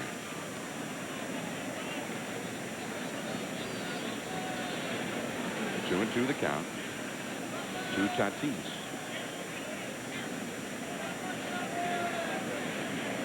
Peter Gammons wrote in his column yesterday in the Boston Globe that Mcguire and Sosa perhaps have taken some of the heat off the Red Sox, who have started to slide in the pennant race. Which usually puts a lot of heat on them because they start hearing about that history about this time every year when they have a lead. 3 and 2 the count now. When both of these runners are fast, Joe, I'm sending them. Well, I'm not so sure Tony will in this situation because, you know, Tatis will strike out a lot. I'm sending them. Okay. I'm not going to send them yet.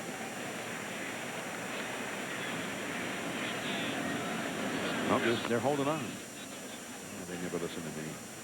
Well, 3 and 2. Yeah, they do sometimes. That's why you still have your house. We didn't have a bet on that. I didn't bet my house just now, did I? No, you didn't. No. 3 and 2 the count.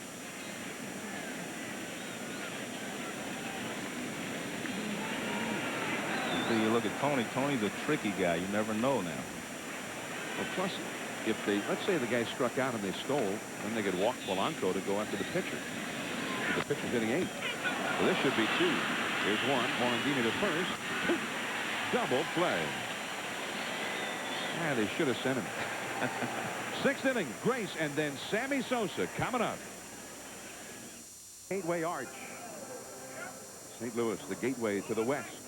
One of America's historic cities. Part of the opening up of the West. It started here. John Miller and Joe Morgan.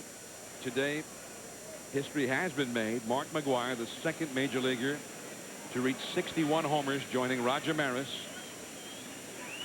And now he's one home run away from reaching the top of Everest, where nobody has ever gone before. 61 and counting. But also being chased himself by Sammy Sosa, who is on deck. Here in the sixth inning as Mark Grace takes ball one from Darren Oliver. And that's the other part of it. When Maris hit number 61, he had the record, and then the season was over. Mcguire, after today, has another 19 games left to play. So breaking Maris's record will only be the record until the next one. And also, he has been the first to hit 61 since Maris, but he may not even end up leading the league in home runs. Sammy Sosa might overtake him. Well, I think that's what has really helped both of them. They push each other. They're not competing against each other, they say, but at least they're pushing each other. 3-1 the count to Grace. Well, Oliver needs to make a pitch here. He can't walk Grace in front of Sammy Sosa. Grace, though, often does walk. Very selective up there. Strike two with fastball. He has walked nearly twice as often as he struck out.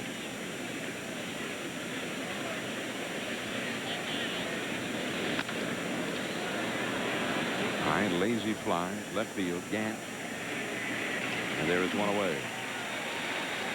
John, I'm going to show you a little something about these guys' swing. They both get in almost a perfect power position. Look at that. An impact with Mcguire. Now look at Sosa. The difference is Sosa on the right has his left leg straight. That means that he is in a perfect power position. Mcguire breaks his left knee a little bit, which tells you that he uses his upper body a little bit more because he's stronger. And that's why Mcguire really has a little bit of an edge, because he's a little stronger than Sosa. But they are almost in perfect power positions when they attack the baseball. Well, here's Sammy. He's found the first and struck out looking. Ball one. This is the first time that he's batted with nobody on base. Again, he got a very warm response from the St. Louis crowd upon arriving at the plate. We saw Big Mac hit number 61. They want to see Sosa go deep too. Yeah, that's what they came to see. Mark's the man. That's what Sosa keeps saying. No, Stan's the man. Ooh, changeup. So he's thrown him last time up. He threw him a curveball to strike him out that he had not seen in his previous at bat. This time he throws him a changeup, something that he has not seen the entire ball game. Oliver, who until recently was a teammate of Juan Gonzalez, the great Texas Rangers slugger. Sosa fouled on the right field line. Sosa and Gonzalez both were signed by Omar Minaya, who is now the assistant general manager of the New York Mets. They were both acquired at nearly the same time. Gonzalez from the Vega Baja section of Puerto Rico. Sosa from the Dominican. And that's a ball. Even in the daylight here, Joe, is seeing flash bulbs going off from thousands of cameras with each pitch, both to Sosa and Mcguire. I don't think they're going to help that much. 3-2 the count. He struck him out. Foul tip into the glove of Marrero. And that pitch was a little bit out of the strike zone. High fastball away. And Sosa went after it.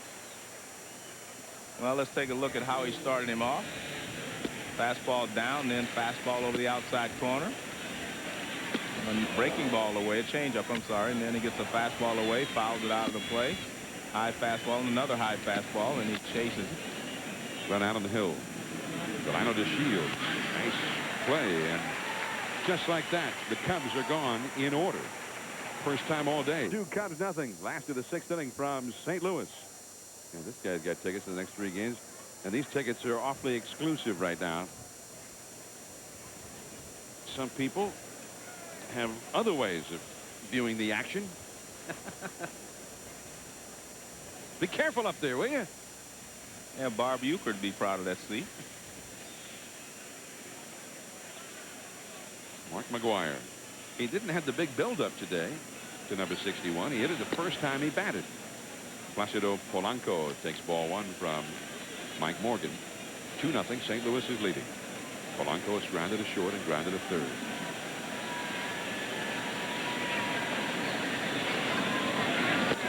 Right over the outside for a strike.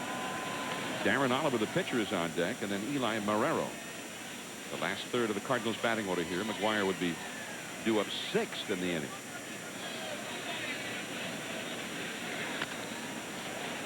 Into right center, Sammy Sosa. And that is out number 1. Wednesday night baseball, the doubleheader at 7:30 Eastern, 4:30 Pacific. We'll have the Cardinals and the Reds. We'll follow Big Mac into Cincinnati, 7:30 Eastern, 4:30 Pacific. And then on ESPN2, at the same time, the Yankees and the Red Sox. And then that will be the first half of the Wednesday night baseball doubleheader. We're watching the Cardinals and the Cubs, the longtime rivals. The Yankees and Red Sox are beginning a series tonight at Fenway Park. Game 3 of that series will be on ESPN2.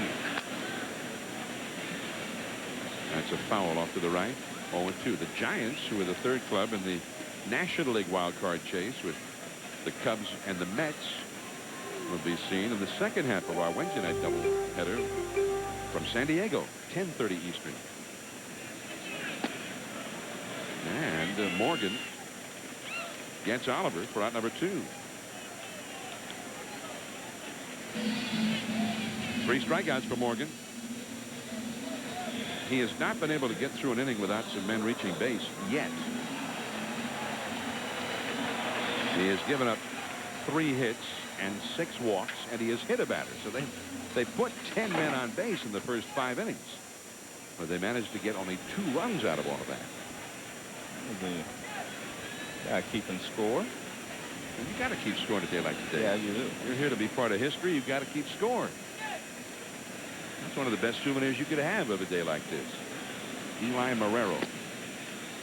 Ball 1. He has homered and walked. 2-0 St. Louis, last of the 6th.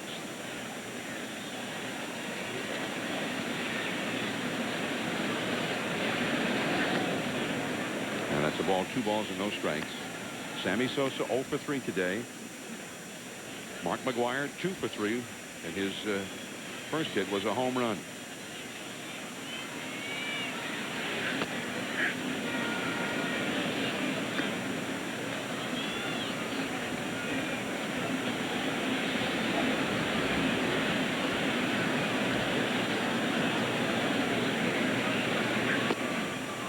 Just missing on the outside. 3 balls and a strike.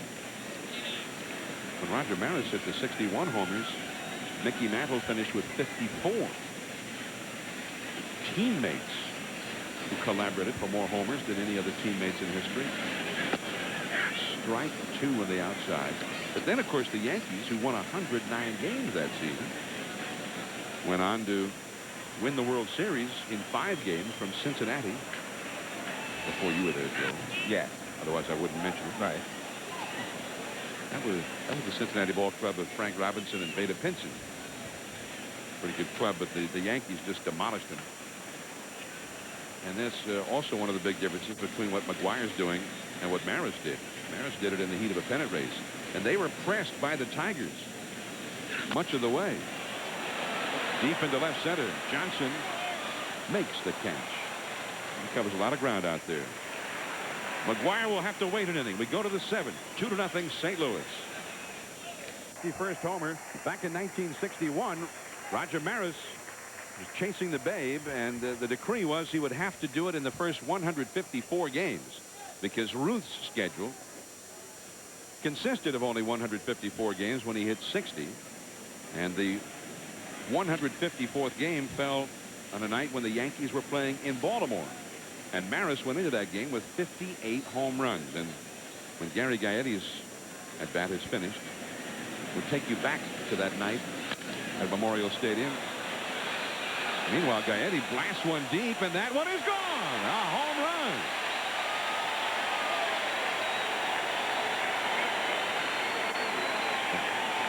Gary Gaetti gets a big ovation from many Cardinals fans because he did that very thing so many times as a Cardinal. He acknowledges the crowd.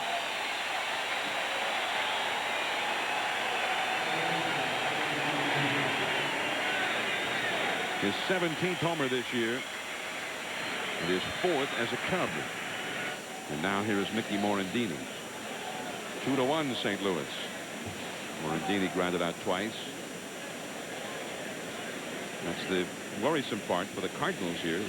They've had chances to break this game open and have not done it. It comes to right in the game, and that's a solid single to right for Morandini.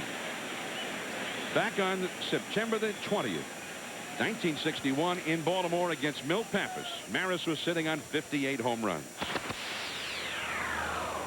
I imagine after all this is over, somebody may write a story or two about the month-long, day in, day out, excruciating pressure. There's one. It is going. It is going. It is gone. Number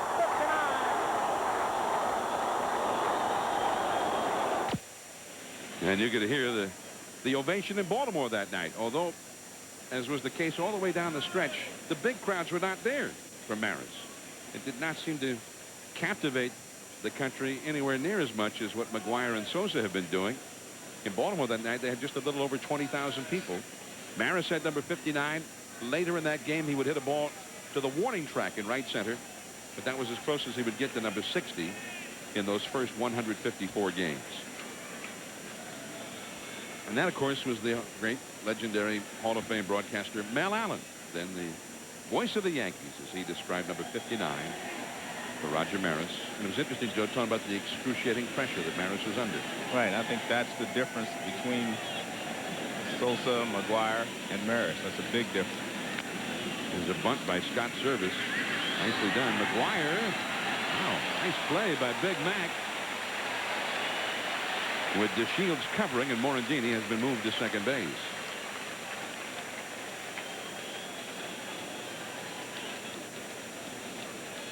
Mcguire did win a Gold Glove a few years ago. And this is a tough play because the ball backs up and stops. Now Mcguire has to get rid of it. And he makes a nice play. Throws it on the inside so that he doesn't hit the runner.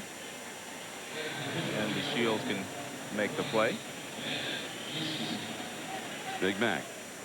I think a lot of fans kind of gasped when they saw Mcguire fall over after making that throw.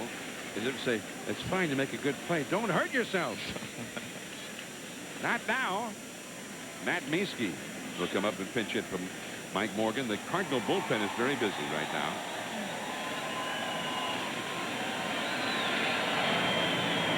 The right-handed Mike Busby, the left-handed, number 28, Lance Painter.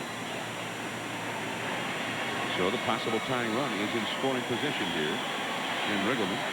Playing very conservatively here, trying to get the tying run home in the 7th inning. And La Russa is heading out. He's going to bring in, actually going to bring in his left-hander here, Lance Painter, with the right-hander batting Mieske up there. 2-1 St. Louis. We'll be back. Lance Painter has come on to face Matt Mieske, the right-handed batting pinch hitter. We showed you Maris's 59th homer in that 154th game. Finally, October the 1st, 1961 at Yankee Stadium in the 4th inning against the Boston Red Sox. Tracy Stallard on the mound. Fastball hit deep to right. This could be it. Way back there. Holy cow, he did it. 61 for Maris. And look at him fight for that ball out there.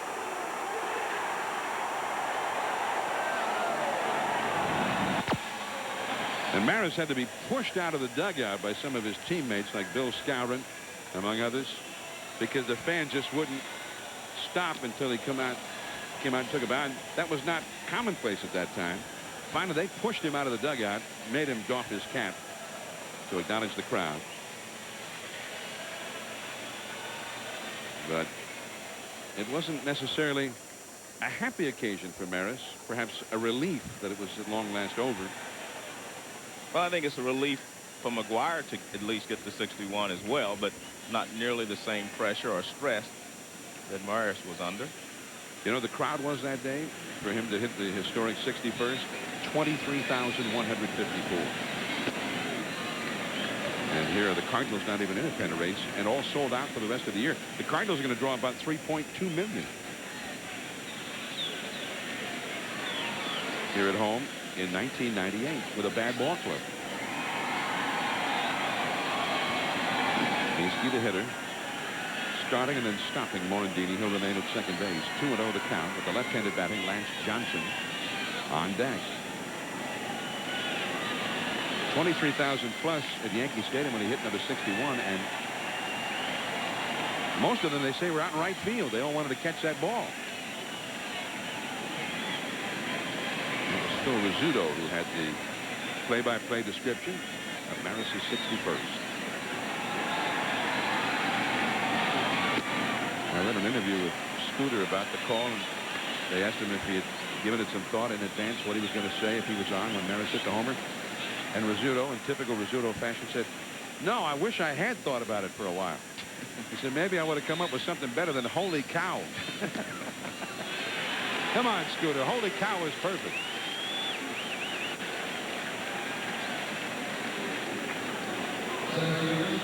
Two on, one out. And now the left-handed batting Lance Johnson will bat. Bob Lee and Robin Roberts will have Sports Center for you right after the ball game. Stay tuned for that. Still raining in New York, by the way, where the Mets have a 4-0 lead over Atlanta after 3 innings. Here the Cardinals 2, the Cubs 1, and Mcguire with number 61. Sosa still at 58. But the Cubs now threatening to turn this game around. Lance Johnson is lined to left, lined to shallow center, and walked. Busby still up in the Cardinals bullpen, the right-hander.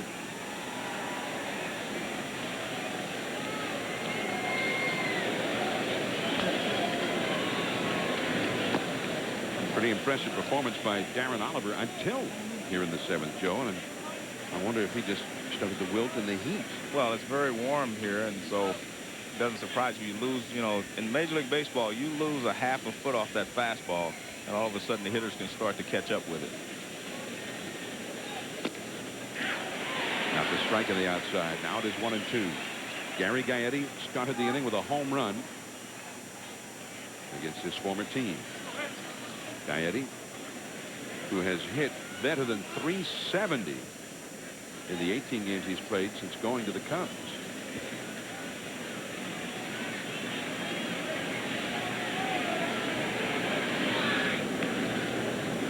The curve is down and away, blocked by Marrero, the shortstop. Polanco had actually broken into the bag as the pitch was being thrown that time. I mentioned the Cubs in the wild card race. They have a 1-game advantage over the Mets, 3 over the Giants. The Giants play later tonight in San Diego. The Mets, as we say, are leading Atlanta, but in a rain delay. It's become a rather lengthy rain delay at Shea Stadium.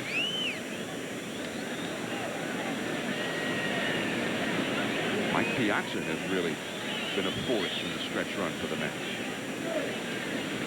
just as they hoped he would be. Curveball bounced foul.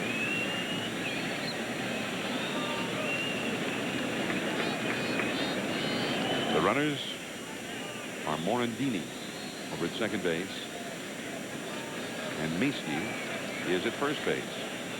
Now, the only way this script could be better for baseball, you know, this year is if both Mcguire and Sosa were going to end up in the playoffs. And that's not going to happen because the Cardinals definitely will not be in the playoffs. Langford.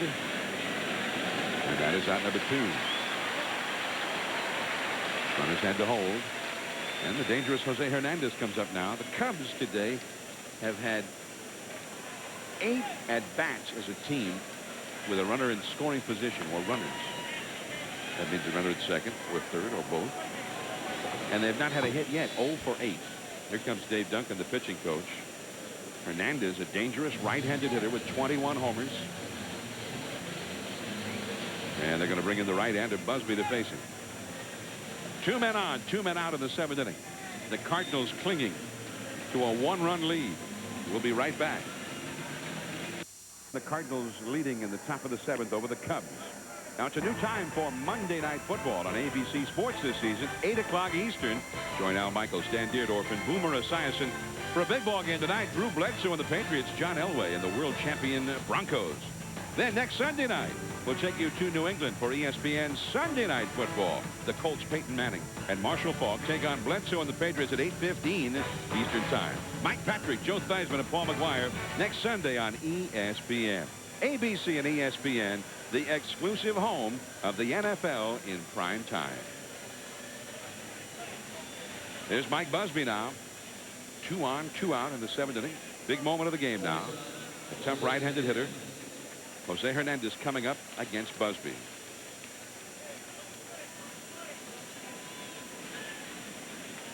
The runners, Morandini, the possible tying run at second. Mieske, the possible go-ahead run at first. Both better to run than anything here with 2 down. Cubs pinch hit for Mike Morgan, their starting pitcher. And their bullpen is busy right now. That's Hernandez. 1 for 3. Stands in.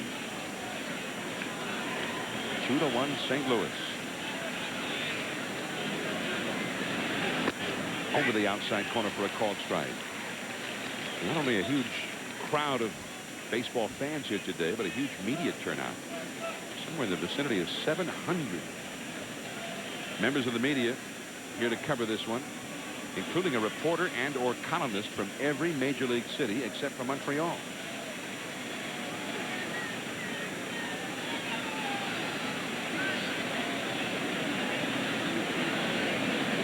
One strike to count to Hernandez.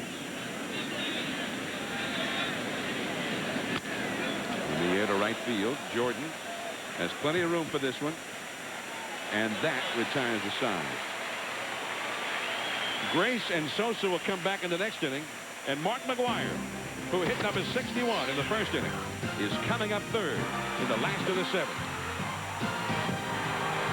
1 away from a new major league record. This ESPN Major League Baseball special is brought to you by Domino's, delivering 1 million smiles a day. And that's the view from high above Busch Stadium. The aerial view of Busch Stadium is from the Bud 1 airship, brought to you by Brewery Fresh Budweiser, the official beer of Major League Baseball. Glad to have them with us. I'm John Miller with Joe Morgan and Mark Mcguire. We don't know how many more at-bats he's going to get. Perhaps his final plate appearance will come here in the 7th. He is 1 away from going where no major leaguer has gone before. He has equaled Maris. Nobody has ever gone as far as 62 home runs. Strike 1-2 to Lino DeShields. Brian Jordan on deck. Mcguire 3rd in the inning against the new Cubs pitcher, Matt Karchner, has come on to take over from Mike Morgan. 1-1 the count. Karchner, formerly with the Chicago White Sox, he had been the closer there. And he comes in here, perhaps into the onrushing tide of history, Joe. Karchner has given up a home run to Mcguire this year. And it was a dramatic home run at Wrigley Field back on August the 19th. Mcguire had one of those incredible days. His club was trailing in the 8th inning, and Mcguire homered to tie the game at Wrigley against Karchner. Then, with the score still tied in the 10th, Mcguire homered against Mulholland, and that was the game winner.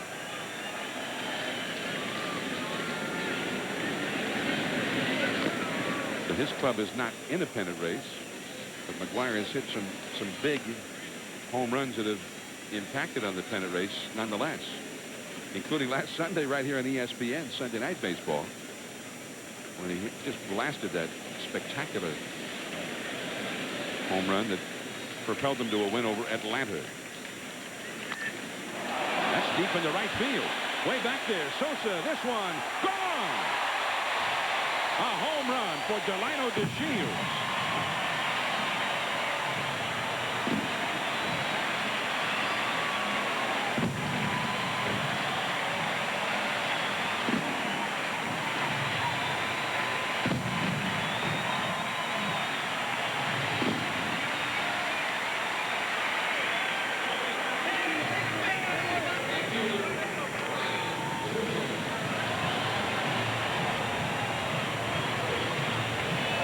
Well, I think everyone's thinking long ball today. Watch him. He turns on this. He's really trying to drive it, and he does. He hits it over the right field wall for a home run. Now Brian Jordan, Gaetti. Jordan gone on one pitch, and now here comes Mcguire. One away from history.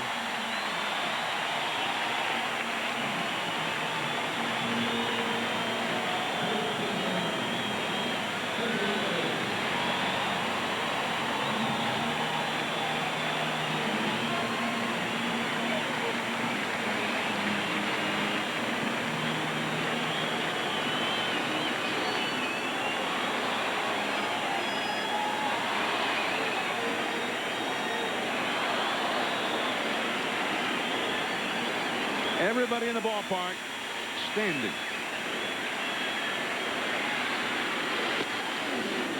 Ball one.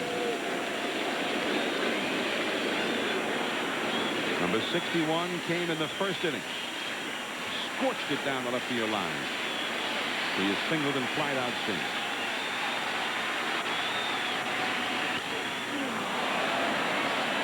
Coming back, service, but no play. It's in amongst the spectators. And a scramble for that one as well.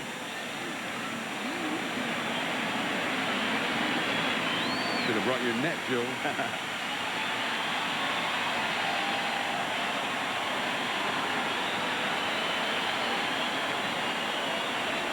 .62. Never been done in the big leagues. Just missing. 2-1. Cubs bullpen is very busy.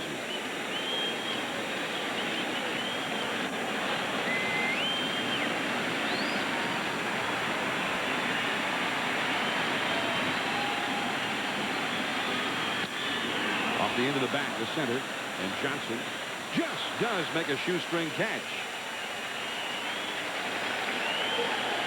So now we don't know if he'll get up to the plate again. Ordinarily, Cardinal fans would just assume that he didn't. Well, because that would mean that they would win. Well, a lot of people are starting to leave, John. 2 down in the 7th inning, and that will bring up Ray Langford.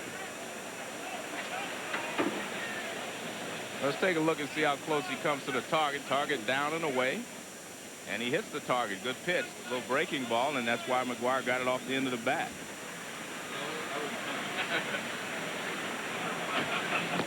There was one game this year that Mcguire hit 3 ground balls on the infield. It's the only time it's happened all year. I mean, whatever he hits, home run otherwise, he gets the ball in the air. Well, he has such a... He used to have a real big uppercut. Now he just has a slight uppercut, and that's one of the reasons he's been more consistent the last 3 years as far as hitting home runs and batting average. Because remember now, years ago he hit 200. He was struggling because he was swinging had a lot of fly balls and pop-ups. Plus, it was much easier to pitch to him. I think one of the things Tony La Russa said is that he has seen this guy mature. When he first came up, he'd hit home runs, and they'd get him out, and he didn't even want to know what they got him out with his last at bat. He wasn't even thinking about at bat.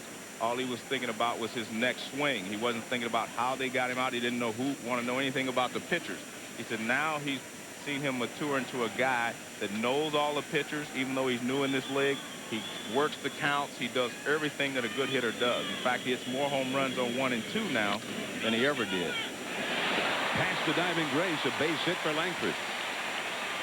Cardinals need to have 5 men reach base for Mcguire to get up in the 8th inning.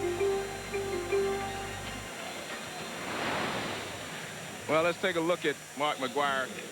See that uppercut, more of an uppercut in 1991 when he really struggled. See, that's a lot more level swing right there than he had in 1991, and that was one of the reasons that he struggles so much in 91.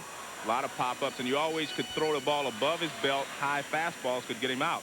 Now he lays off of those pitches, and he handles them a lot better because he doesn't have as big an uppercut as he had then. It was the year that Mcguire just hit rock bottom. His personal life, his professional.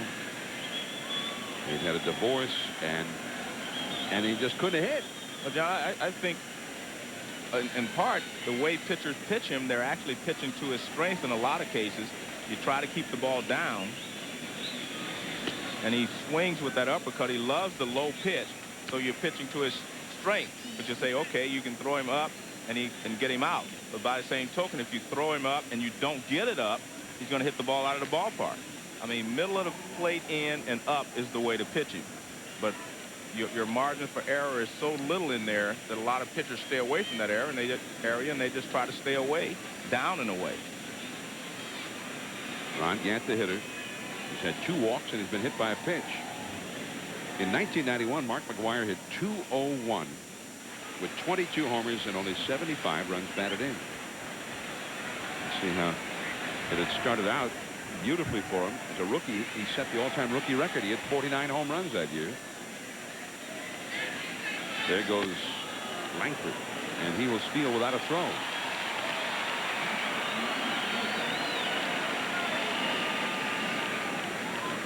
Langford has 3 steals today and 22 for the year.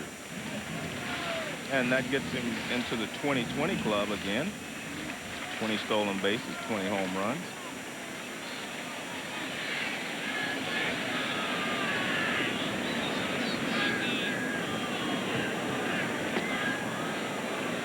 Gant swinging away in 3-0.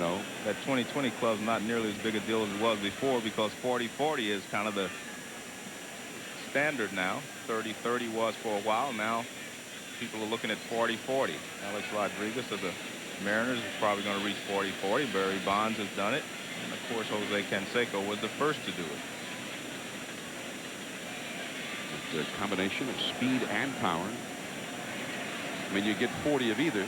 That's great speed and great power. Great stolen base ability.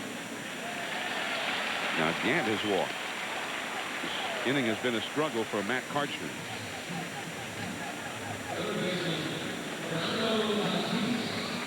Mark Mcguire and the Cardinals will come up again on ESPN Wednesday Night Baseball, 7:30 Eastern, 4:30 Pacific, as they take on the Cincinnati Reds at Synergy Field. The Yankees and Red Sox at Fenway Park will be seen on ESPN2 at the same time.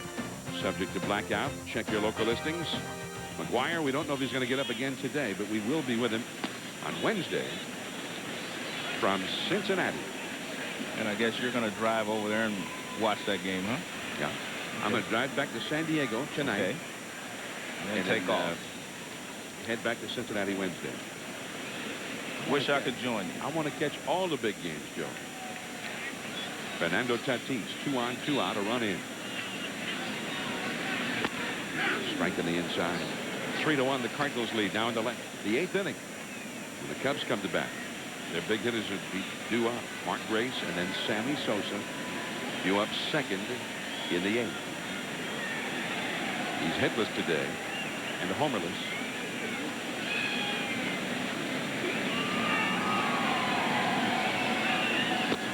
And that's a ball. 2-1 the count. And we've talked a lot about Roger Maris and the obstacles that he had to overcome in hitting 61 homers. How about Hank Aaron to reach and pass Babe Ruth's career record in 1974? Not just a lot of things to overcome, but even death threats. That one is hit a mile, but foul by Tatis. Now the young third baseman showed some pretty good power on that one. Well, they're expecting him to be a guy to hit 25 to 30 home runs once he gains more experience here in the big leagues, and he has swung the bat much better since he's been with the Cardinals. Opens up just a little bit too soon, and hooks that one. Hit the window up there. That's a pretty good shot. Mcguire's 61st homer hitting off a window, but on the fair side of the pole in the first inning. And that's the difference in Mcguire. I mean, he extends now with his front arm, and he doesn't hook as many balls foul as he did before.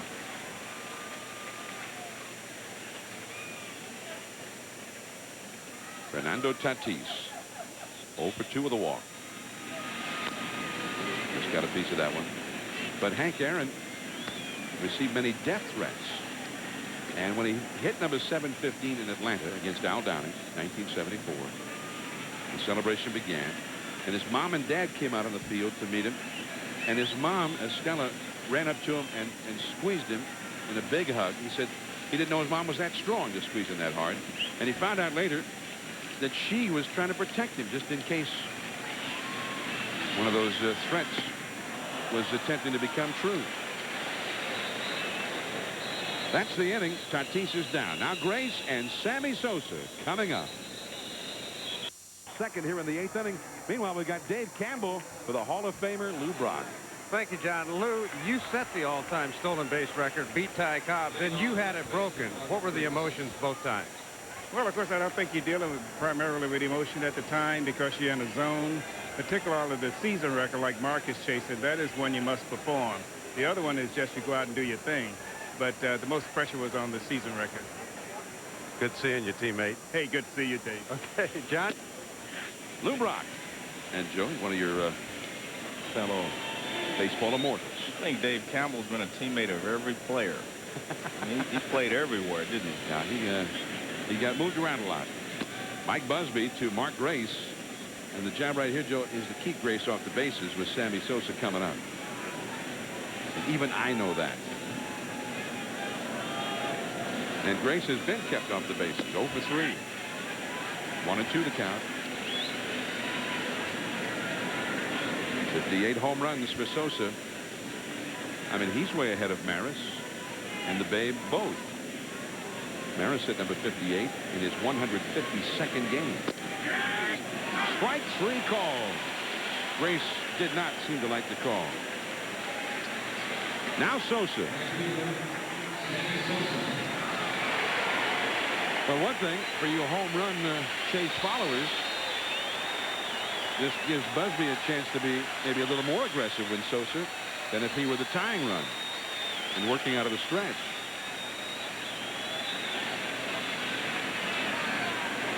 They're underway at that ball game at Shea Stadium again after a long rain delay. Atlanta batting in the 4th inning, trailing the Mets 4-1. The Mets are 1 game back of the Cubs in the National League wild card race. Sosa is 0 for 3. Beautiful on the outside of the knees. Sosa has fouled out to Mcguire, struck out looking, and struck out swinging. All of that was against starting pitcher Darren Oliver.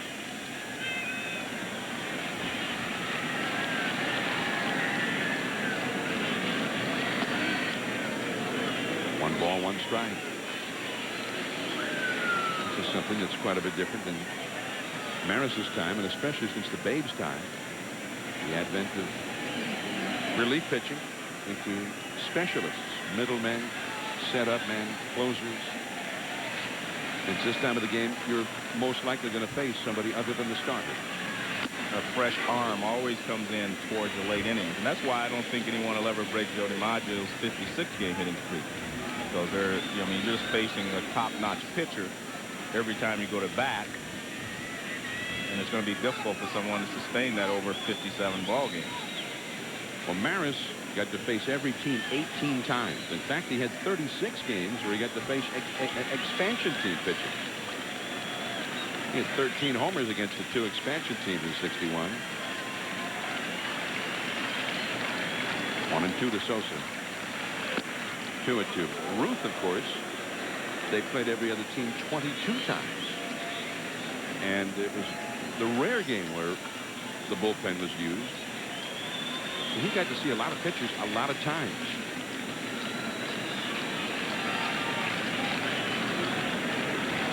To the count. That's a base hit to left field. And that pitch was about ankle high, it looked like. Well, the one thing that Sosa has been able to do the entire season, as you see him congratulating Mark Mcguire. Mcguire giving Sosa sort of a salute by his own little symbolic gesture, which Sammy will use when he hits a home run. Part of it is acknowledging his mother, and as he mouths the words after he homers, "Para ti, mami," which is for you, Mom. A lot of home runs standing right there, John. Man, it's 119 so far this year. And McGuire's ahead. He has tied the record, but we don't know that he's going to end up leading the league. Base hit for Glenn out on the hill. And Sosa, who runs well, will go to third. The throw cut off by Polanco.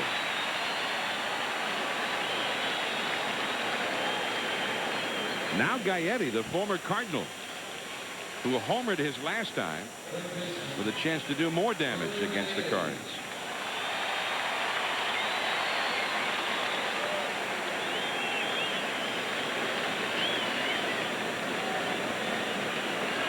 And sort of an all-around love in here today, Joe. The fans, these Cardinal fans have been cheering for Sosa, and they've also been very warm in their affection for Gary Gaetti. Cardinals bullpen is very busy. The guy's working real hard out there. Sosa at third, Hill, the possible tying run at first. Look out, hit him. Well, that, and listen to fans booing. That will put the possible tying run into scoring position. And I think that one really hurt Gaetti because he called for the trainer immediately.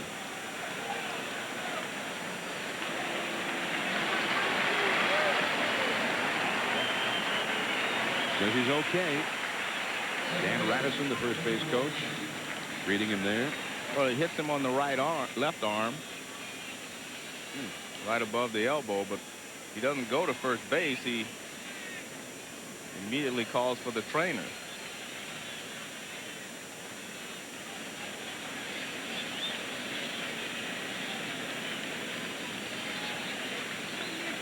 Pinch runner will go in at second base for the Cubs. Brant Brown, who is a very fast runner, replaces Glenn out on the hill.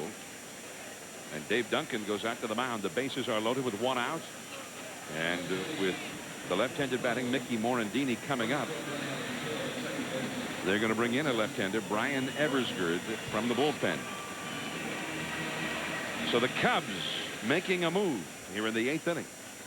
They have trailed since Mcguire tied Maris in the first.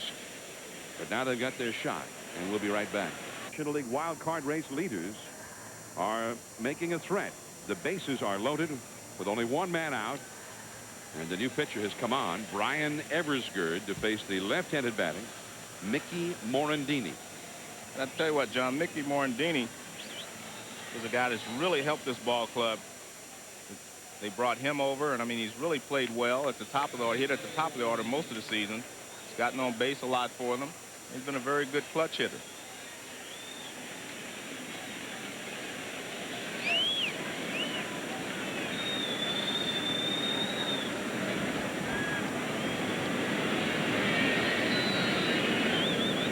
In the dirt and knocked down by Marrero.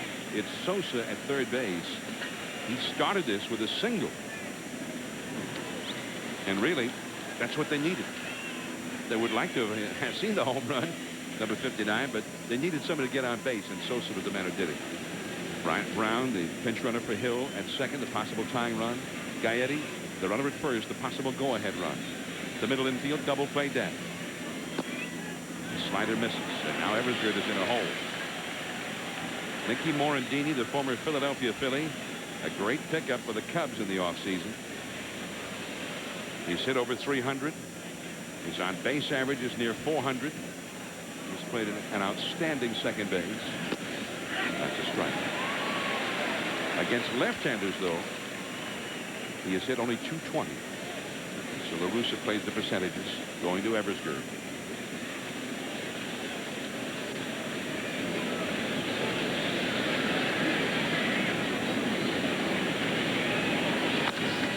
This could be two.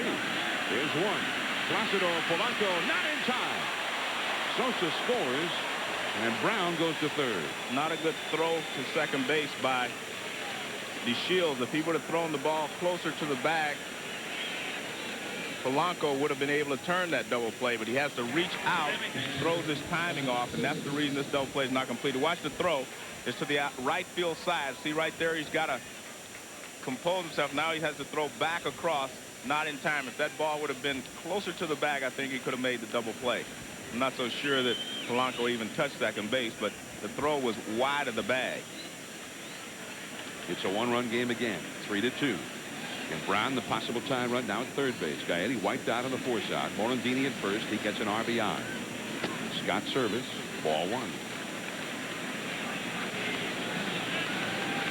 Cardinals, the late innings this year have been a nightmare.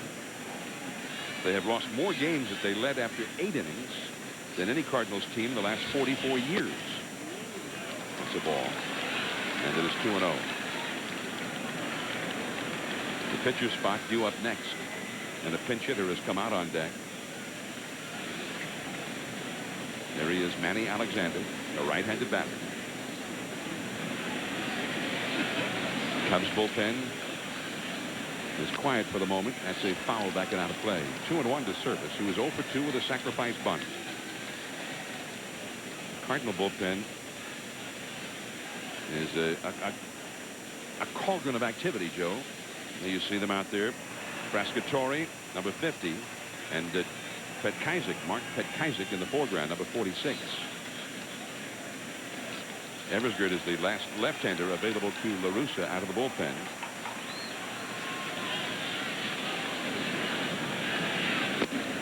Strike at the knees. 2-2 the count. And it looks like Service is complaining about that call to plate umpire Gary Darling. 3-2 St. Louis.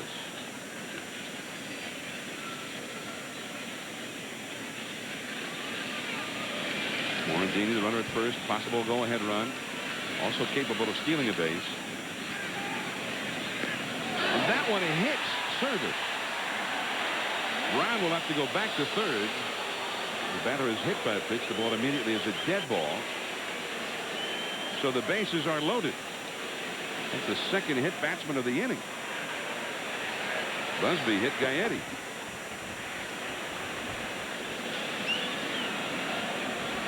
So now the bases are loaded. Here comes Dave Duncan again. Jim Riggleman out, talking to the plate umpire Darling.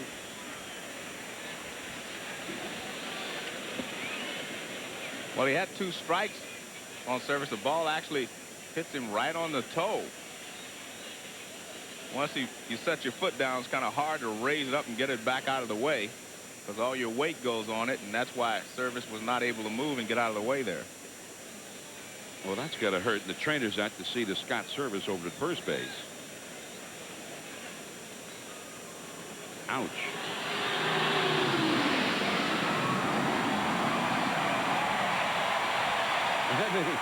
The Blue Angels just went by.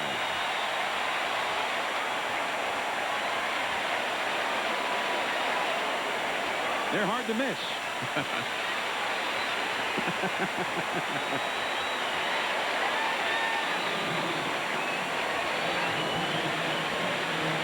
They were doing their impression of a Mcguire home run.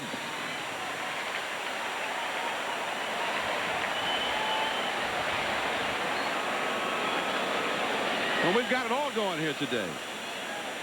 The Blue Angels with their salute of Mark Mcguire.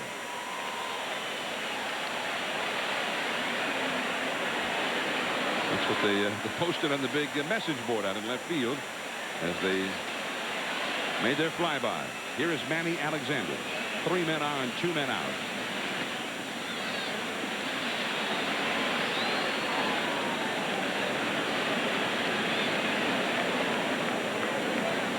There's Brown at third.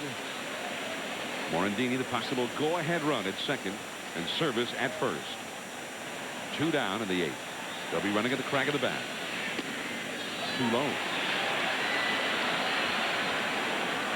Alexander, 235 average, but he is 8 for 21 as a pinch hitter. Sosa in the dugout. He started this rally with a single, and he has scored a run. Big pitch. Strike, and it's 2-1. If one more batter gets on base, whether it's this inning or the 9th inning, Sosa will get one more at bat. I was a little surprised to see him take that pitch, Joe. That looked like the pitch to hit. 2-0. It looked like a good one. I think when you're a pinch hitter and you come off the bench, you do not want to chase something out of the strike zone. And he had thrown 2 pitches out of the strike zone. He wanted to look at one. But chances are you're going to get the same pitch 2-1 that you got 2-0. Well, he'd be ready for it this time, I would guess. 2-1. 3 men on, 2 men out. Blew it by him. Well, he got a tougher pitch to handle. This pitch is away and it's moving away, whereas the other one was right in the middle of the plate. No, this pitch to hit, I think, is the one he took. 2-2 the count.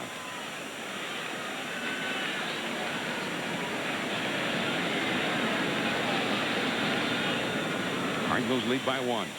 The 3 runners get their leads, and it's a full count. Eversgerd working ever so carefully here, nibbling. And he has run out of room in which to maneuver. They'll all be going. Brown, Morandini, and Service ready to take off with the pitch. They run.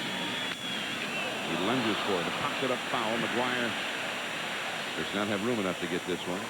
Had he still been playing in Oakland in a home game, I think he would have run over and caught that one. Huge amounts of foul territory at the Oakland Coliseum.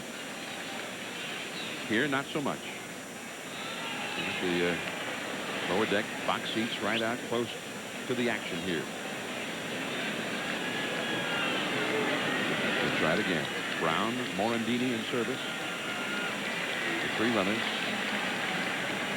ready to break. There they go. He struck him out. The Cubs are 0 for 11 with men in scoring position. The Cardinals would need to get 3 men on base from Mcguire to bat in the last of the 8th. He's due up 6. 3-2, St. Louis. John Miller and Joe Morgan with you. An historic day in St. Louis. Labor Day 1998. Mcguire has tied Maris. And whether or not he'll get another chance to try and establish his own record today anyway has yet to be seen. They would have to get 3 men on base in this inning, or the Cubs would have to come back and at least tie the game in the 9th inning for Mcguire to bat again. Here is Placido Polanco against the new Cubs pitchers. Rod Myers, that one back to Myers, back to Grace for the putout. Nice 3-1-3 putout. Yeah, that happens a lot. Well, good hustle by Myers, doing what he was supposed to do, break for the bag at first. Well, this ball takes a bad hop right there. It bounces up on Grace. He wasn't quite in front of it, but nice job there by Myers and Grace. They work together. Retire Polanco. Now Louis Ordaz is going to pinch hit for the pitcher. Brant Brown has stayed in the ball again to play left field for the Cubs after he came on as a runner for Glen Allen Hill. And Ordaz had 101 at bats, no homers, and a 158 average. And their shortstop has had some problems at field, and they feel now that perhaps he and Polanco need a little more seasoning in the minors. Hence the talk that they might go after a guy like Barry Larkin in the offseason. 2-0 the count. Rod Myers, the 3rd Cubs pitcher of the game. Mets are leading Atlanta, meanwhile, 4-2. That game is in the last of the 5th at Shea Stadium. The Mets are 1 game back of the Cubs in the National League wild card race. The American League wild card, Toronto defeated Cleveland today 15-1.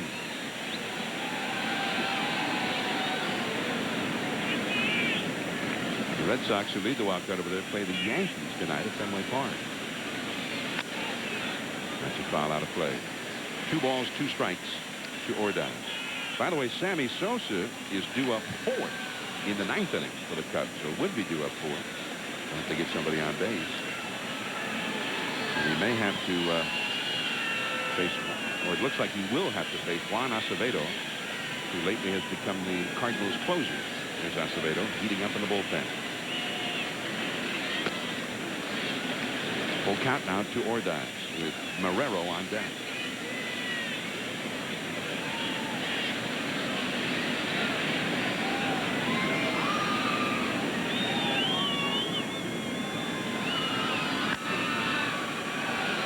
Shallow left, Brant Brown. 2 men gone. Now, and let's get an update from Bill Pito. All right, John, you were talking about the Mets and the Braves after a 1 hour and 48-minute rain delay. Eddie Perez here in the top of the 4th. Base hit for Ryan Klesko. That made it 4-1, and it's now 4-2. The Mets up by 2 in the bottom of the 5th. Twins and Rangers. Rangers 3.5 behind Anaheim. His play begins. Juan Gonzalez, his 41st home run of the year. It comes in the 7th. And it's now 6-0 Texas in the bottom of the 8th inning. Thanks, Bill. Juan Gonzalez. That would give him at least 149 runs batted in now. Eli Marrero at the plate. In the American League, the wild card race, the Red Sox by 4.5 over the Blue Jays, who have won 11 in a row. Isn't that funny? The Blue Jays traded Juan Guzman to the Orioles to help the Orioles in the wild card race. I mean, the Blue Jays weren't intending to help them. They just apparently figured they were out of it. They also traded Randy Myers, their closer, to San Diego. Started shedding some big salary. And now they're in it. They also were trying to trade Roger Clemens. He's won like 12 in a row. So apparently looked into trading Clemens, although they didn't get the offers they felt they needed. Clemens is the hottest pitcher around right now. Cubs, meanwhile, their young phenom, Kerry Wood, missed a start yesterday. Wednesday night baseball doubleheader. The Cardinals and Mark Mcguire in Cincinnati, 7:30 Eastern time. The Yankees and Red Sox on the deuce at the same time from Fenway Park. So we'll have you covered. ESPN, ESPN2, and you and your clicker. That's just the first half of a doubleheader. The Giants and the Padres in the second game. Sammy Sosa due up 4th in the 9th inning. Acevedo's coming on. 3-2 St. Louis.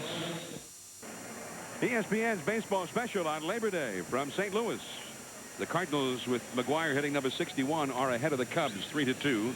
Sammy Sosa 1 for 4, although his single in the 8th inning got them started to a rally that netted them only 1 run. They've not been able to get the big hit in the clutch today. 0 for 11 with runners in scoring position. And now Juan Acevedo comes on to try and close it out, but the Cubs will have the top of their batting order up here. And there are a few changes as well.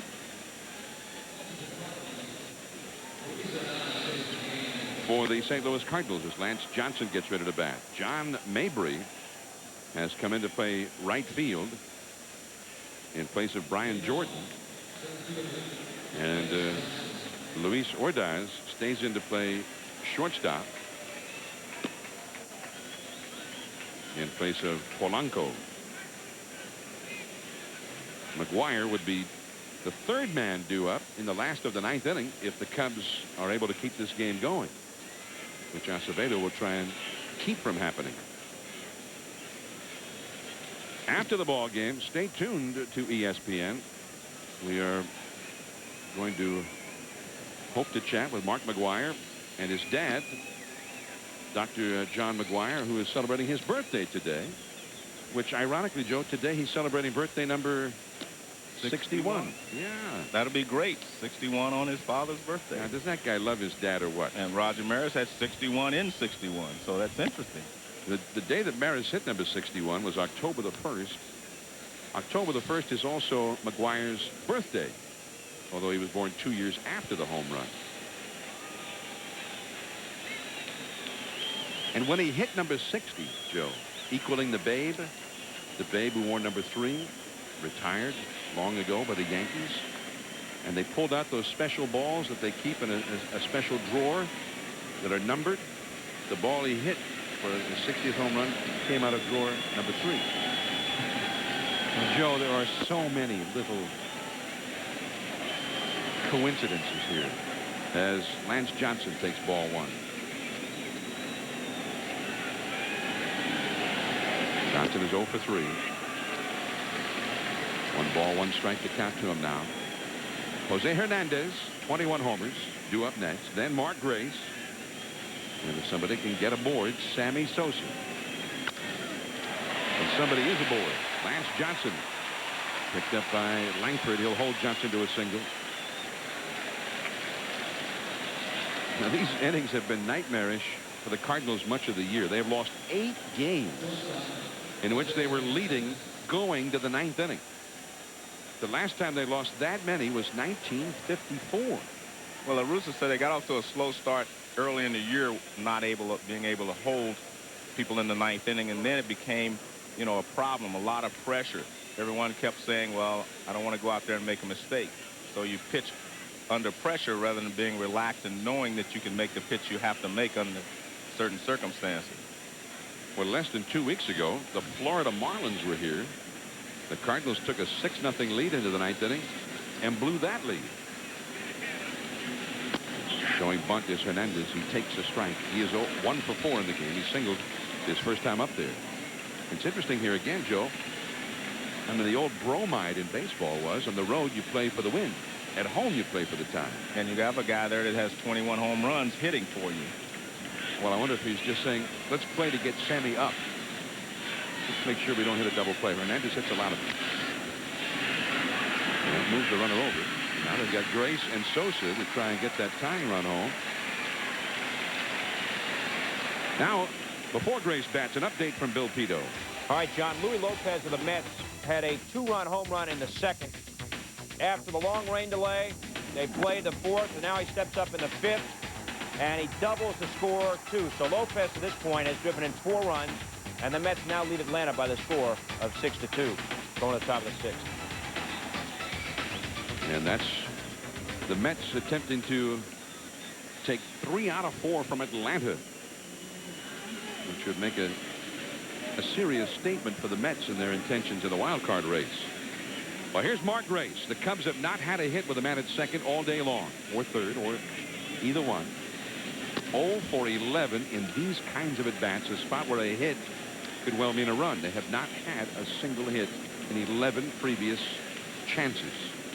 And Johnson, who runs real well, is the possible tying run.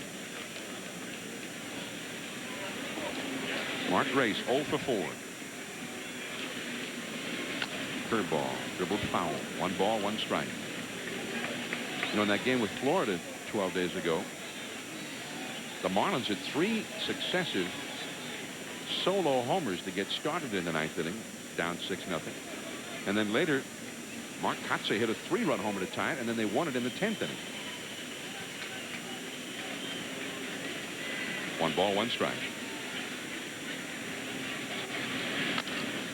Right back to Acevedo. He lobs it over to Mcguire for the putout. Down to third is Johnson, and now Sammy Sosa with 2 down in the 9th inning, and the possible tying run at third base. Well, this is only fitting. This is what the Cubs would want in this situation. Have a guy up there that not only can tie the ball game, but he can put you ahead with 1 swing of the bat. And a big congregation at the mound. I mean, Duncan goes out to talk to Acevedo. And I guess they're going to decide how they're going to go after Sammy Sosa. Now, the man on deck is a left-handed hitter, Brant Brown. A rookie's had a very fine season. Tough hitter. I don't think you'll see La Russa walk Sammy, because La Russa has been so upset about the way that they pitched to Mcguire in these situations, not going after him. So I don't think you'll see Tony La Russa decide to walk Sammy Sosa. Talking to Carney Lansford there. Bobby Witt gets up in the St. Louis bullpen. So the Cubs have the tying run over at third base. And one of the leading RBI men. I mean, forget the home run for a moment. Sammy Sosa has been the man to get those runs home. He leads the National League in RBIs. And only Juan Gonzalez in all of Major League Baseball is ahead of him. Saved in the dirt by Marrero.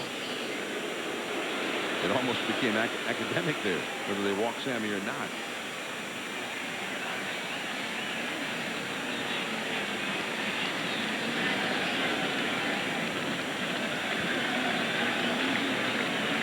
There is Sosa. It's ironic, if Sosa gets a hit here of any kind, he will ensure that Mcguire gets another at bat today. Or at least another plate appearance. Foul that one back. And there's that difference you pointed out, Joe. Mcguire, who makes you throw one in the strike zone, and Sammy, who goes up there looking to hit the ball and make something happen for his club. Yeah, Sammy's a little more aggressive than Mcguire. Mcguire is aggressive, of course, in the strike zone and just out. Sammy is more of a free swinger. Sosa's walks way up this year over the past, but still he's only walked 61 times. Oh, man. And that's not where the target was. Marrero had the target set up on the outside. Yeah, but sometimes you make a mistake and that ball runs back in, as that one did, and Sammy looking for something away probably. Ball got on him. Took a mighty cut. And he was going for the lead on that one to put the Cubs ahead. Well, now he's got 2 strikes.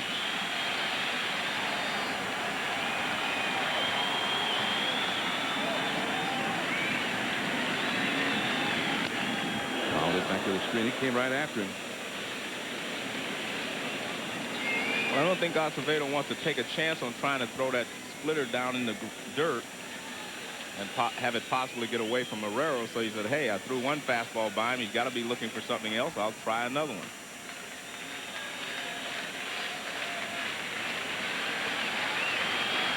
I don't think he'll try another one in that spot, though. I'm with you on that one. He moves away this time. He struck him out. And the ball game is over. And the Cubs, frustrations go right to the last bitter out. Both Grace and Sosa failing to get that hit with the man in scoring position.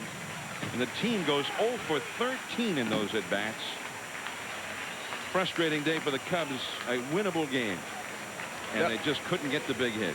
Definitely a winnable game. They had a lot of opportunities and could not get the base hit with runners in scoring position. This looks like a splitter over the outside part of the plate. Yes, it is. Look at that, right over the outside part of the plate. Maybe it was a fastball, but it looked like he had his fingers split apart. That's a fastball. Good pitch there, right on the outside corner. There's the man of the moment. Mark Mcguire, who hit number 61 in the first inning. They show the moment again on the big screen out in right field. The fans cheering again. What caused delirium at the time. So now, certainly, Joe, if there was ever a question, and I don't think there was, about Mcguire and the record, it truly seems now just a matter of when and not if. 19 games left in the schedule for the Cardinals, beginning with tomorrow's game right here against the same Cubs, a night game. And Kent Merker will be out there on the hill going against Sammy Sosa tomorrow. Sosa still with 58 home runs. Mark Mcguire standing by with our Dave Campbell. Let's go to Dave. Mark, first of all, congratulations. Thank you. Unbelievable. Huh? Speechless. Unbelievable. A little something we found out later today, your dad's 61st birthday. Yeah, and what a better way to say happy birthday. I saw you make a gesture. I mean, so many things after you hit the home run, but you looked right into the box at the Maris family. Well, I pointed to them. You know, the time I met him over in Atlanta, they couldn't be any nicer.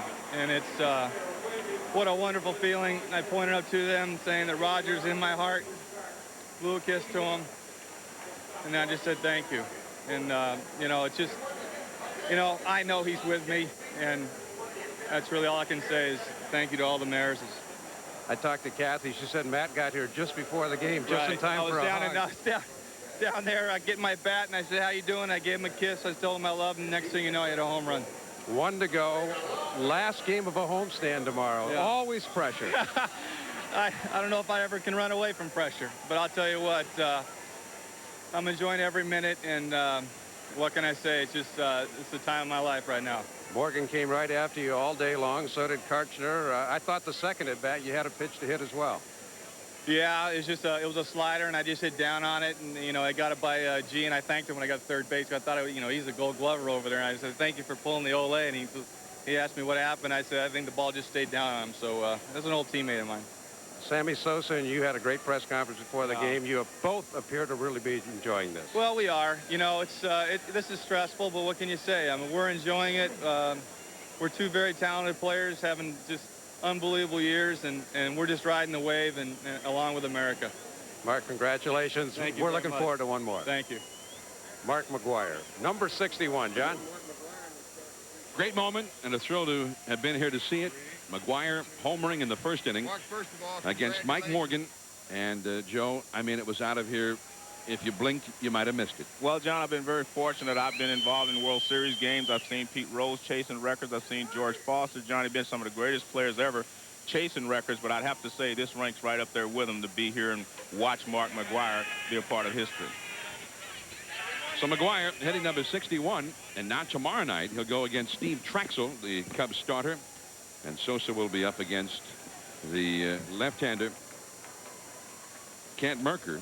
And we're planning to be in Cincinnati Wednesday night at 7:30 Eastern to see Mcguire go against the Cincinnati Reds. Sports Center coming up next. Stay tuned for that. The Cardinals have beaten the Cubs 3-2. And for 2 generations, the number 61 has stood for all things grand and improbable because it topped the Babe himself. Despite incredible pressures, Roger Maris overtook Ruth. Even so, an asterisk was attached to his name because of a longer season. Today, he equaled it. That ball is gone if it's fair. It is a home run. Number 61. He has tied Maris. In this, the 144th game of the season, even Ruth has now been passed. The world tunes in as ballparks erupt. A hug with his son, a record-tying curtain call. 61. It remains a magical figure, but for the first time, 62 is imminent, forever linked to both Maris and Ruth. Now, when I was a young boy,